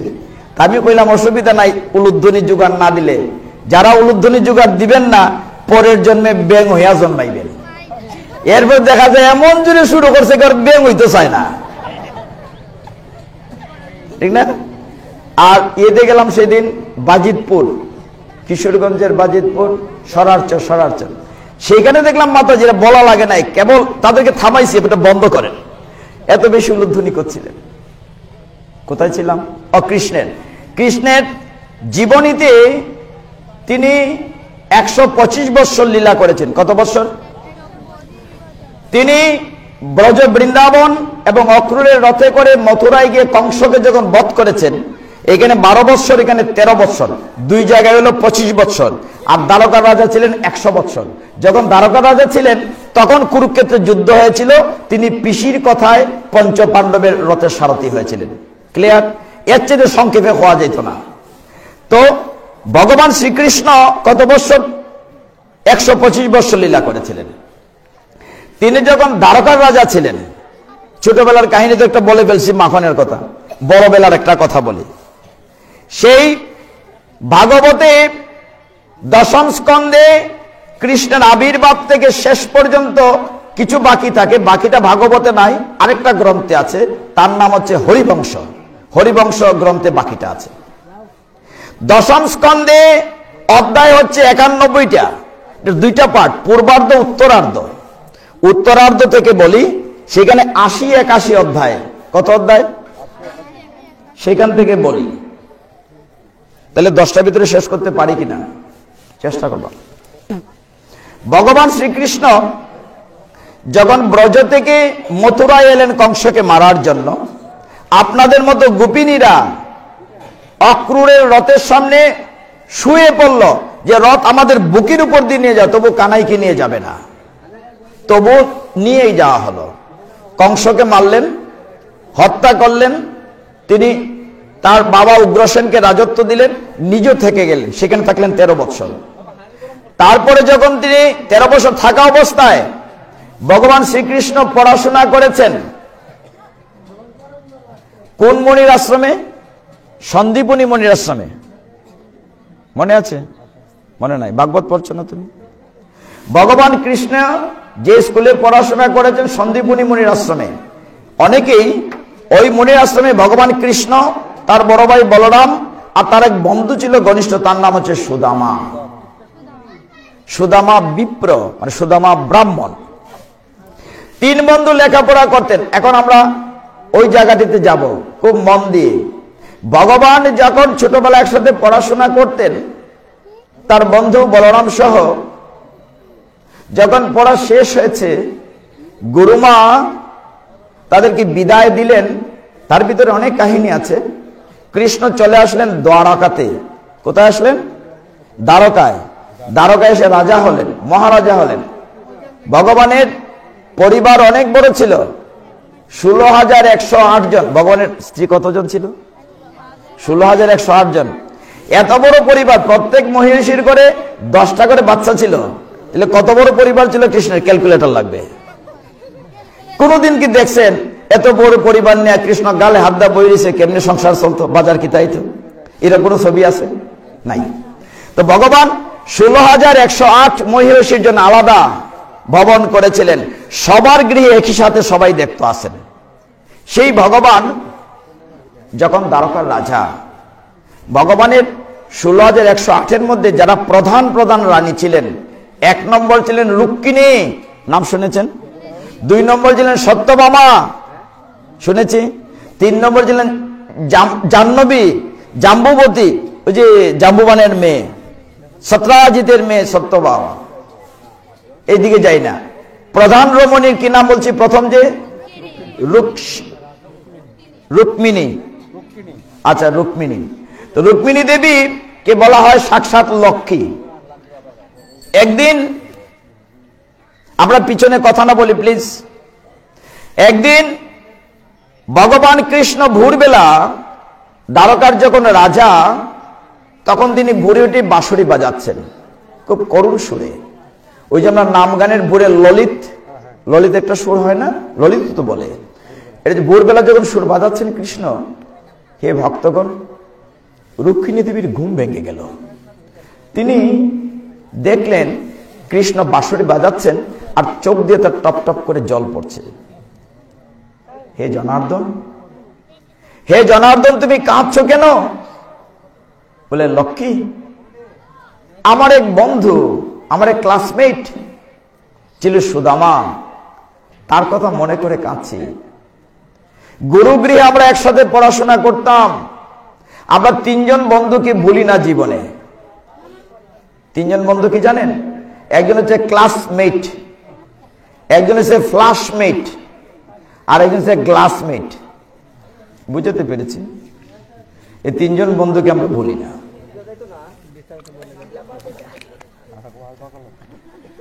না, সব কথা বেশি জুড়ে বলা যাবে না, কিছু ইঙ্গিতে বুঝতে হবে। তো ভগবানের ক্লাসমেটের নাম কি? সুদামা। এখন আমরা একদম মনোযোগী থাকবো, খুব মনোযোগী। তখন সুদামা বিপ্রের কথা ভেবে কৃষ্ণ কাঁদছেন। রুক্মিণী দেবী বলছেন, তোমার বন্ধুর কি হয়েছে? বলছে, অগো জানো আমার বন্ধু সুদামা এত কষ্টে আছে, দিন ভিক্ষে করে দিন খায়। সে 5 ঘরের বেশি ভিক্ষে করে না। কয় ঘর? পেলে পেলো, না পেলে তো নাই, না খেয়ে থাকে। সুদামার স্ত্রীর নাম ছিল বসুন্ধরা। কি বলেছে? বসুন্ধরা। বলে এতগুলো নাম বলে যাচ্ছি, কয়টা মনে রাখবো? সুদামার স্ত্রীর নাম ছিল বসুন্ধরা। ছেঁড়া কাপড় পরতো, সেলাই করে। স্বামী সুদামা ছেঁড়া ধুতি পরতো। ছেলেমেয়েরা কোনদিন খাবার পেত, কোনদিন খাবার পেত না। তো একদিন হলো কি, সুদামা ঘুমিয়ে আছেন, তার স্ত্রী উঠে সেলাই করছে, স্বামীর ধুতি সেলাই করছে। হে ভক্তগণ, এই সুদামা যখন কষ্টে আছে, না খেয়ে আছে, তার স্ত্রী বসুন্ধরা বলছে, অগো তোমার বন্ধু না এখন দ্বারকার রাজা, কত বিশাল রাজ্যের রাজা হয়েছে, তুমি যাও না গো তোমার বন্ধুর কাছে, কিছু নিয়ে আসো, ছেলে মেয়ে যে না খেয়ে কষ্টে আছে, যাও না। কিন্তু সুদামা কখনো দ্বারকা যেতেন না। এই কথাটি রুক্মিণী দেবীকে ভগবান বলছেন। রুক্মিণী বলছেন, তোমার বন্ধুটি তো কষ্টে আছে, বাচ্চারা না খেয়ে আছে, তুমি তাদেরকে কিছু দিয়ে দাও না। বলছে, তো নেয় না, সুদামা তো গ্রহণ করে না। একদিন হলো কি, ওই গ্রামে, সুদামাদের গ্রামে সম্পর্কে এক ভগ্নিপতি ছিল, তার নাম হচ্ছে হরি বল। আপনারা একটু দয়া করে কথা না বললে খুশি হব, কারণ প্রোগ্রামটা সারা পৃথিবীর লোক দেখছে, প্রোগ্রামটা ব্লক হয়ে যায়। বলছে, সুদামা বিপ্রের এক ভগ্নিপতি নাম ছিল চক্র। সে ওই দেশের যিনি বাদশাহ ছিলেন, রাজা ছিলেন, তার কাছে গিয়ে নাচ গান করত, প্রশংসা করত, টাকা রোজগার করত, টাকা রোজগার করত। তো না খেয়ে যখন আছে, তখন ওই লোকটি চক্র বলছে, হে সুদামা,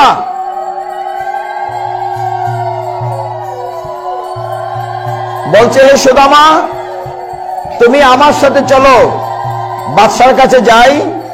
তুমি তো অনেক গান বাজনা জানো, যদি রাজাকে খুশি করে প্রশংসা করে গান গাইতে পারো, তাহলে রাজা তোমাকে কিছু সাহায্য করবে। অনেকদিন বলার পরে, হে ভক্তগণ, সুদামা একদিন গেল তার এলাকার রাজার বাড়িতে। তার ভগ্নিপতি পরিচয় করে দিল যে এই ছেলেটি, ভাই সুদামা চমৎকার গান গেতে পারে। আপনার গিয়ে দেখে রাজা সুরার সাক্ষী নিয়ে মদে মত্ত আছে, গান করো, গান করো, আমি রাজা, আমাকে প্রশংসা করে গান করো। আগে তো নিয়ম ছিল, এখনো আছে, মন্ত্রী এমপির প্রশংসা করলে অনেক কিছু হয়, প্রশংসা করতে হয়। তেলবাজ যারা আছে, তো প্রশংসা করো। তিনি বলছেন, না তুমি তো রাজা না। রাজা বলছে, ভগবান তোমার কিসের প্রশংসা করব? যখন রাগারাগি করছে, রাজা নেশাখোর হলে কি হবে, তিনি প্রচন্ড রাগে বলেন, ওর মৃত্যুদণ্ড, সুদামার মৃত্যুদণ্ড, ও আমার বদনাম করেছে। তখন চক্র বলছে, চক্রধর বলছে, হে রাজন, ও না বুঝে বলেছে, মেরে ফেললে না, বাদ দিয়ে দিন, ক্ষমা কর। না, ক্ষমা করা যাবে না, মৃত্যুদণ্ড। শেষে তার অনুরোধে বলল যে 2তলা 3তলা থেকে চাবুক মারতে মারতে তাকে নিচে ফেলে দাও।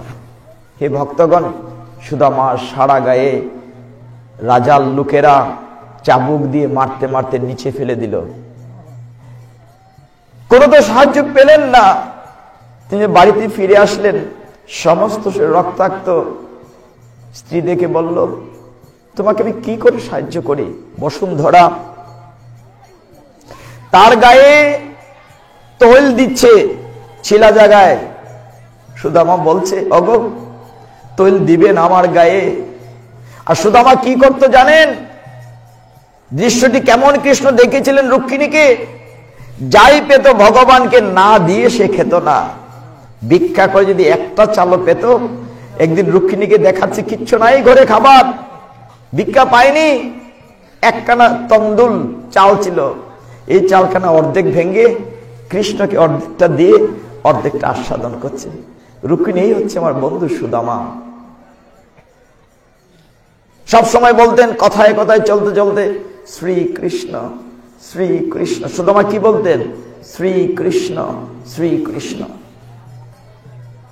এমন সময় তার স্ত্রী বলছে, তুমি যেহেতু শ্রীকৃষ্ণ শ্রীকৃষ্ণ বলো, তোমার বন্ধু দ্বারকার রাজা, তার কাছে যাও না, তোমাকে এই অসুস্থতা কি করে রক্ষা করব? আমাকে তৈল দিও না। সুদামা বলছে, আমার গায়ে তৈল দিও না, আমার প্রদীপ জ্বালানোর তৈল শেষ হয়ে যাবে। রাত্রে আহত সুদামা বিছানায় শুয়ে কাতরাচ্ছেন। স্ত্রী বলছেন, কোথায় তোমার কৃষ্ণ ভগবান বন্ধু? তোমার বিপদে ও সাহায্য করছে না কেন? রাত্রেবেলা ঘুমিয়ে পড়েছেন। কাতরাতে কাতরাতে ভগবান আর থাকতে পারলেন না। করুণা সিন্ধু ভগবান তার নিজের মাখনের বাটিটি নিয়ে এলেন, এই সুদামার গায়ে লেপন করে দিচ্ছেন। সুদামার গায়ে লেপন করে দিচ্ছেন নিজের বাটির মাখন। সুদামার ঘুম ভেঙে ঘুমের ঘুরে বলছে, বসুন্ধরা, তোমাকে না কত করে বলেছি যে আমাকে তৈল দিও না, তৈল শেষ হয়ে যাবে। যখন সুদামার বলছেন, সুদামা যে বসুন্ধরাকে ডাকছেন, ঘুম ভেঙে গেল। আমি দিচ্ছি না তো তৈল। বলে, তাহলে আমার গায়ে গায়ে কি এলো?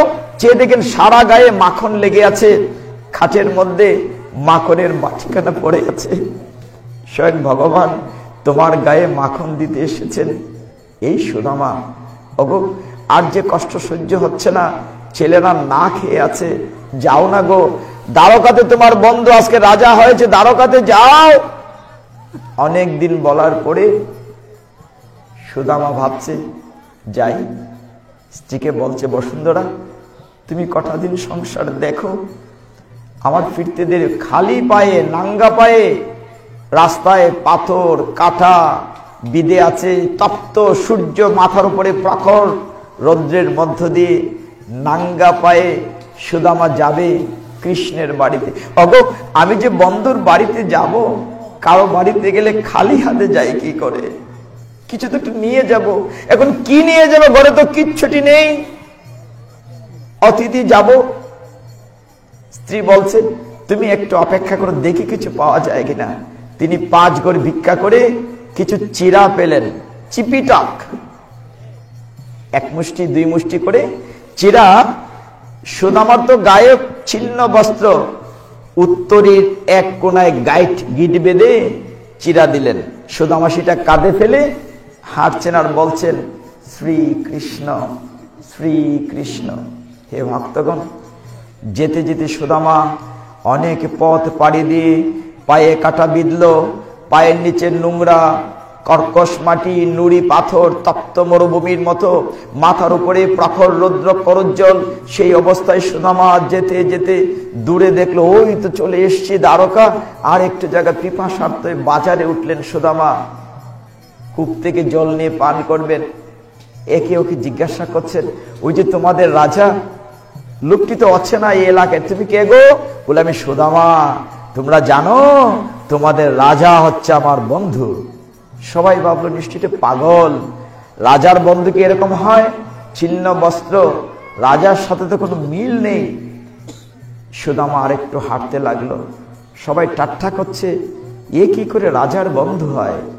সুদামা হাঁটতে হাঁটতে দ্বারকার প্রথম গেটে গিয়েছে। দ্বারপালকে বলেছে, ভিতরে যাব। 1 গেট 2 গেট করে যাওয়ার পরে বলছে, ভিতরে যাব। ভিতরে যাওয়া যাবে না, এরকম ছিন্ন বস্ত্র, নোংরা। বলে, না গো, হে দ্বারপাল, এ সিকিউরিটি গার্ড, তুমি তো জানো না তোমাদের রাজা কৃষ্ণ হচ্ছেন আমার বন্ধু, আমার ক্লাসমেট, আমি বন্ধুর কাছে দেখা করতে যাব। বন্ধু তোমার নাম কি? বলে আমার নাম সুদামা। বলে তুমি দাঁড়াও, আমি রাজার কাছ থেকে জেনে আসি। আমার রাজার এরকম ছিন্ন বস্ত্র বন্ধু তো হতে পারে না। ওইদিকে ভগবান তখন বসে আছেন ভেতর অন্দরমহলে। তার মহিষী রুক্মিণী সত্যভামা ভগবানের পাদ সেবা করছেন। ভগবান বসে আছেন, দ্বারপাল দৌড়ে গিয়ে বলছে, হে রাজন, আপনার সাথে আগন্তুক দেখা করতে এসেছে। বলে আগন্তুকের কেমন অবস্থা? বলে আগন্তুক একজন বিপ্র। দ্বারপাল বলছে, বিপ্র ব্রাহ্মণ, আসতে দিলে না কেন? দ্বারপাল বলছে, হে রাজন, আমার মনে হয় লোকটির মাথায় চিট আছে। একটি চিহ্ন বস্ত্র পরিহিত লোক, ব্রাহ্মণকে আমি তো অনুমতি দিয়েছি আসার জন্য, কিন্তু ওকে আসতে দিচ্ছ না কেন? ও বলছে আপনি নাকি তার বন্ধু। তা কি করে হয় কৃষ্ণ? হতেই পারে না, বন্ধু হতে পারে না, তাই আসতে দেয়নি। নাম কি বলেছে? দ্বারপাল বলছে, হে রাজন, নাম বলেছে সুদামা। যেই কৃষ্ণ শুনলেন নাম বলেছে সুদামা, তিনি সিংহাসন থেকে উঠে পড়লেন। মাথার মুকুট কোথায় পড়লো, জুতা কোথায় পড়লো, মুক্তাহার কোথায় পড়লো, দৌড়াচ্ছেন সুদামা সুদামা বলে ডাকতে ডাকতে দ্বারপালে যাচ্ছেন। ওইদিকে সুদামা অনেকক্ষণ অপেক্ষা করে ঘুরে যাচ্ছে, খুঁড়িয়ে খুঁড়িয়ে হাঁটছেন, ভাবছে শ্রীকৃষ্ণ শ্রীকৃষ্ণ, তোমার সাথে বুঝি দেখা হলো না। চলে যাচ্ছে। কৃষ্ণ দৌড়িয়ে বেরোচ্ছেন, এক দরজার পরে এক দরজা, ডানে বামে পরিচিকারা দাস দাসীরা হাতের মধ্যে ফুলের ডালা রেখেছিল। কৃষ্ণের হাত লেগে ছিটকে পড়ে যাচ্ছে। তিনি কোথায় বসন খেয়াল নেই, দৌড়াচ্ছেন আর ডাকছেন সুদামা সুদামা বলে ডাকছেন। হে ভক্তগণ, ডাকতে ডাকতে মূল ফটক পেরিয়ে ভগবান শ্রীকৃষ্ণ গিয়ে দেখছেন সুদামা ফিরে যাচ্ছে। আরেকটু কাছে গিয়ে ভগবান কৃষ্ণ সুদামাকে জড়িয়ে ধরেছেন। হে ভক্তগণ, কি নিয়ে যাবেন জগৎ থেকে?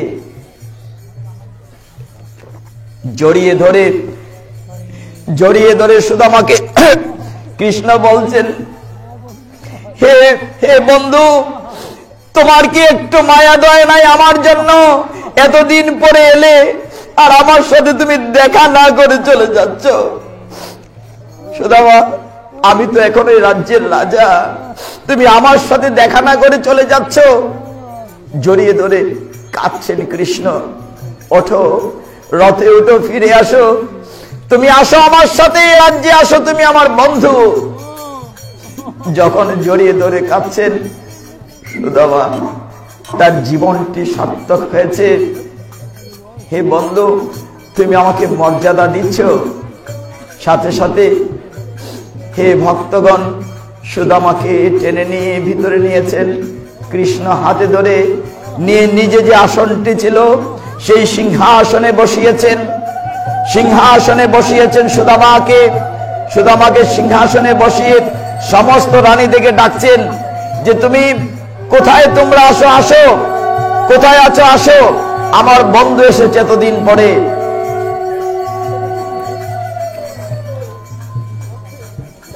রুক্মিণী, সত্যভামা সবাই দেখছেন কৃষ্ণ এতটা ব্যাকুল হয়েছেন। যিনি দ্বারকার রাজা, বিশ্ব ব্রহ্মাণ্ডের মালিক, তিনি কিনা এতটা ব্যাকুল হয়ে, অগো কিছু উষ্ণ গরম জল নিয়ে আসো, সুগন্ধি জল নিয়ে আসো। ভক্তগণ, এই জায়গাটি শুনুন ভগবান কি করেছেন। ভগবান আমার জনার্দন অনাদিরাদি গোবিন্দ কৃষ্ণকে সিংহাসনে বসিয়েছেন। দরিদ্র বন্ধুর চরণ দুখানা ভগবান নিজের হাতে ধুয়ে দিচ্ছেন। যখন নিজের হাতে তার চরণ দুখানা ভগবান ধুয়ে দিচ্ছেন, দেখেছেন সুদামার পায়ে দিয়েছে চলার পথে ভগবান একটি একটি করে কাটা খুলছেন, আর ভগবানের নয়ন বাড়ি দুফোঁটা অশ্রু জল ভগবানের নয়ন থেকে সুদামার চরণে পড়ছে। ভগবানের নিজের অশ্রু জল দিয়ে সুদামার চরণ দুখানা ধৌত করে দিচ্ছেন। হে ভক্তগণ, কি দেবেন ভগবানকে? কি নিয়ে এসেছিলেন পৃথিবীতে? আপনি আমি ন্যাংটু এসেছি, ন্যাংটু চলে যাব। যা পেয়েছি ভগবানের এই দুনিয়া থেকে পেয়েছি। ভগবানকে দিয়ে বলছে আমি দিচ্ছি, কিচ্ছু আপনি আমি নিয়ে আসিনি। বাগানে গাছে যে ফুলটি ফুটান, আপনি বলেন ভগবান আমার গাছের ফুল আপনাকে দিয়েছি, ফুলটিকে আপনি ফুটিয়েছেন, ফুলটাও তো ভগবানেরই, ভগবানেরটা ভগবানকে দিয়ে আবার বলে আমি দিয়েছি। চমৎকার একটি গান আপনারা করেন নাই, মামনি জানে, কি দিয়ে পুজিব ভগবান তোমারে আমি, মন্দিরে তুমি, মূর্তিতে তুমি, স্তবগীতে তুমি, সব তো ভগবানের। হে ভক্তগণ, ভগবান শ্রীকৃষ্ণ নিজের চরণ বাড়ি দিয়ে, নিজের নয়ন বাড়ি দিয়ে সুদামার চরণকানি ধৌত করছেন, আর টপ টপ করে জল পড়ছে। নিজের হাতে যখন তার বন্ধু সুদামা বিপ্রকে চরণ ধুইয়ে দিয়েছেন, অগো নতুন বস্ত্র আনো, কতদিন পরে আমার বন্ধু এসেছে, তাকে নতুন বস্ত্র পরানো হলো। খাবার নিয়ে আসো, অনেক দিন পরে সুদামা পেট ভরে খাচ্ছে। কত গল্প। সুদামা অনেকদিন পরে যখন ক্লাসমেটকে পাওয়া যায়, সুদামা তুমি ভুলে গেলে, আমরা একসাথে শান্তিপনি মনের আশ্রমে পড়াশোনা করতাম, কত খেলা করেছি একসাথে, মনে আছে? মনে আছে সুদামা? একদিন ঝড় ঝঞ্ঝার দিনে গুরুমা বলেছিলেন লাকড়ি আনতে, রান্না করার জন্য, তুমি আমি বনে গিয়েছিলাম, গুরুমা আমাদেরকে একটা পুটলিতে করে খাবার দিয়েছিলেন, ছানা বোট দিয়েছিলেন, তুমি খুব খেতে পারতে সুদামা, পেটুক ছিলে। হঠাৎ করে চারদিক অন্ধকার করে ঝড় ঝঞ্ঝা, বৃষ্টি, এত বৃষ্টি, সমস্ত সয়লাভ হয়েছে। তখন আমরা একটা গাছের উপরে উঠেছিলাম, সুদামা তোমার মনে আছে? তুমি গাছের মগডাল আমি নিচে, তোমাকে বলছিলাম খাবার দাও, গুরুমা যা দিয়েছেন ভাগ করে খাই, তুমি তার আগে সব খেয়ে ফেলেছিলে। আমি যখন জিজ্ঞাসা করি তুমি খাচ্ছ কি, আওয়াজ পাচ্ছি, তুমি বলছে না, ঠান্ডায় আমার দাঁতে খটখট করছে, কিন্তু তুমি এর ভিতরে সব খেয়ে ফেলেছিলে। সমস্ত ছোটবেলার স্মৃতি কৃষ্ণ তার বন্ধুর সাথে শেয়ার করছেন। সুদামা, এত কাছে এসে তুমি আমাকে না দেখে চলে যাচ্ছ, এতদিন পরে তুমি আমার কাছে এসে আমাকে না দেখে চলে যাচ্ছ। সুদামা যখন সারা রাত গল্প করে পরদিন বলছে, সুদামা তুমি যে এসেছো, আমার বন্ধু পত্নী বসুন্ধরা আমার জন্য কোনো উপহার দেয় নাই, তুমি কি খালি হাতে এসেছো? দরিদ্র, অতিশয় দরিদ্র, দিন দরিদ্র সুদামা তার পুটলিকানা বালিশের নিচে লুকোচ্ছে, কি করে দেয়? ভগবান তো দ্বারকার রাজা, একজন এত বড় রাজাকে কি করে চিরার পুটলিতে লুকোচ্ছে? ও বন্ধু, আমার বন্ধু পত্নী নিশ্চয়ই উপহার দিয়েছে, তুমি দেখাও না। ভগবান কেড়ে নিয়েছেন, কেড়ে নিয়েছেন, আঁচলের তল থেকে চিরার পুটলিকানা খুলে মুষ্টি করে খাচ্ছেন। সুদামা কত অমৃত, কত অমৃত, কত অমৃত তোমার স্ত্রী বসুন্ধরা দিয়েছে, খাচ্ছেন। আরেক মুষ্টি যখন খেয়েছে, প্রথম মুষ্টিতে সমস্ত স্বর্গ দান হয়ে গেছে, আরেক মুষ্টিতে মর্ত দান হয়েছে, আরেক মুষ্টিতে বৈকুণ্ঠ দান হতে চলেছে। তখন লক্ষ্মীরূপী রুক্মিণী দেবী সত্যভামা হাতে ভাগ করেছেন, অগো তুমি যে সব গ্রহণ করছো, সব যে দান হয়ে যাচ্ছে ওর জন্য। মুখে বলছেন রুক্মিণী দেবী, এত অমৃত আস্বাদন করাচ্ছ তুমি একা, আমরা কি ভাগ পাই না? বলে তারাও ধরেছেন। হে ভক্তগণ, কিছুক্ষণ পরে দুই বন্ধুর যখন এরকম বচসা হচ্ছে, যে কারণে সুদামা এসেছিলেন তার গরিব সংসারের জন্য কিছু নিয়ে যাবেন, কিচ্ছু চাওয়া হলো না। ফিরে যাচ্ছিলেন হেঁটে হেঁটে, শ্রীকৃষ্ণ শ্রীকৃষ্ণ। কতক্ষণ যাওয়ার পরে চিন্তা করলেন, আমার যে স্ত্রী পাঠালো আমাকে কিছু চাওয়ার জন্য, সন্তানদের অভাব দূর করার জন্য, আমি তো কিছু চাইতে পারলাম না, আমি কিছু চাইতে পারলাম না। ভগবানের কাছে কিচ্ছু চাইতে হয় না, ভগবান করুণা সিন্ধু। গীতায় বলেছে মা ফলে সুকদাচিন, কর্মে আপনার অধিকার আছে, ফলে অধিকার নেই, চাইতে হবে না। ভগবান তো হাত বাড়িয়ে রেখেছেন দেওয়ার জন্য। হে ভক্তগণ, একটু পরে যখন সুদামা হাঁটছেন আর ভাবছেন আমি তো কিচ্ছুটি নিয়ে যাইনি, এদিকে হলো কি, রুক্মিণী দেবী বিশ্বকর্মাকে নির্দেশ দিলেন, যাও ওদের বাড়িতে ওই ভাঙ্গা ছনের ঘর দালান করে দাও। হে ভক্তগণ, বিশ্বকর্মা গেল বসুন্ধরার সামনে, স্ত্রীর নাম কি ছিল? বসুন্ধরা। যখন সামনে গিয়ে দাঁড়ালো, আদেশ পেয়েছি তোমার ভাঙ্গা ঘর দালান করে দেব। বসুন্ধরা তো মা, আপনাদের মায়েদের মন অনেক বড়। বসুন্ধরা বলেন, আমাদের গ্রামে তো আরো ভাঙ্গা ঘর আছে, যদি দিতে হয় সবার ঘর তুমি দালান করে দাও। বিশ্বকর্মা সবার ঘর দালান করে দিলেন। কতক্ষণ লক্ষ্মী দেবী নিজে গেলেন ধন দৌলত দেওয়ার জন্য বসুন্ধরাকে। সুদামা জানে না কি হচ্ছে। যখন লক্ষ্মী দেবী বললেন তাকে দান দেওয়ার জন্য, বলে আমাকে দিতে হবে না, সবাইকে দাও। এদিকে সুদামা বাড়ি ফিরছেন খালি হাতে, বলছেন শ্রীকৃষ্ণ শ্রীকৃষ্ণ। বাড়ির কাছে গেলেন, চিনতে পারেন না, যে বাড়িটি রেখে গিয়েছেন সেই বাড়ি নেই। বাড়ির সামনে সরোবর, হংস মিথুন খেলা করছে, পদ্ম ফুল ফুটে আছে। তার স্ত্রী ঘর থেকে বেরোলো, তো চমৎকার শাড়ি পরেছে, যেন সাক্ষাৎ লক্ষ্মী দেবী, সুন্দরী রূপসী বসুন্ধরা। এসে বলছে, ওগো তুমি এসেছো, দেখো কত কিছু পাঠিয়েছ, তোমার বন্ধু দ্বারকার রাজা কত কিছু পাঠিয়েছে, আসো ঘরে আসো। তাকাচ্ছে তাকাচ্ছে, বসুন্ধরা এটা কি আমাদের বাড়ি? বলে হ্যাঁ আসো। ভিতরে গিয়ে দেখি হাতির দাঁতের সিংহাসন, ঝালর চলছে, রাজবাড়ি, খাট পালঙ্ক, ছেলেরা রাজপুত্রের মতো পোশাক পরে আছে, কোনো কিছু অভাব নেই। কিন্তু সুদামা সেদিকে তাকাচ্ছে না, বলছে ওগো আমার ঠাকুর ঘরটা আছে তো ঠিক আগের মতো, আমি যেখানে ভগবানকে না দিয়ে কিছু খেতাম না, ওইটা আছে তো? গিয়ে দেখি ঠিকই আছে, ওই জায়গাটা ভগবান আগের মতোই রেখেছেন। হে ভক্তগণ, সুদামা বিপ্র সেই ভগবানের রাতুল চরণে পুষ্প নিবেদন করে বলছে শ্রীকৃষ্ণ শ্রীকৃষ্ণ শ্রীকৃষ্ণ। ভক্তগণ, আমি আজকে এখানে বিশ্রাম নেব, ওরা মনে কিছু নেবেন না, আমাকে অনেক দূর যেতে হবে। আগামী মঙ্গলবার যদি গোবিন্দ বাঁচিয়ে রাখে আমার দেখা হবে কারো কারো সাথে। আসলে পৃথিবীটা বড্ড নশ্বর। একটু কথা বলে শেষ করি, আমরা কেউ থাকবো না পৃথিবীতে, একটু শুধু এই কথাটা ভাবুন, শেষের দিনের পারের করি পার হওয়ার জন্য করি সঞ্চয় করছি কিনা। শেষের দিনে আপনার স্ত্রী পুত্র পরিজন তাদের জন্য টাকা পয়সা ধন দৌলত যতই দেন, আপনার পথের সাথী কেউ হবে না। আপনাকেই আপনার নৌকার ভাড়া সংগ্রহ করতে হবে, কেউ আপনার সাথী হবে না। শুধু আপনার সাথে আপনার কর্ম হবে, কেউ হবে না। একটু ভাবুন, একটু গোবিন্দকে ভালোবাসুন, একটু ছেলে মেয়েকে গীতা ভাগবত মুখী করুন, একটু শাস্ত্র অধ্যয়নে উৎসাহিত করুন। না হলে আমি কতক্ষণ বসলাম, শুনলেন, চলে গেল। অনেক সন্তান সেদিন বলেছিলাম তিলপাড়া, মা বাবাকে যে কি কষ্ট দেয়, মা কি জিনিস সন্তানরা বুঝে না। মা যখন শীতের রাত্রিতে সন্তান প্রস্রাব করে ভিজা কাপড়ে থাকে, সেই কাপড় সরিয়ে মা তার নিজের আঁচলকানা সন্তানের নিচে নিয়ে দেন, সেই হচ্ছে মা। নিজে না খেয়ে বলেন হাড়িতে আছে আছে বাবা আছে, কিচ্ছুটি নেই, সন্তানকে খাওয়ান। সেই মাকে যখন সন্তানরা কষ্ট দেয়, তার মতো কুলাঙ্গার পৃথিবীতে নাই।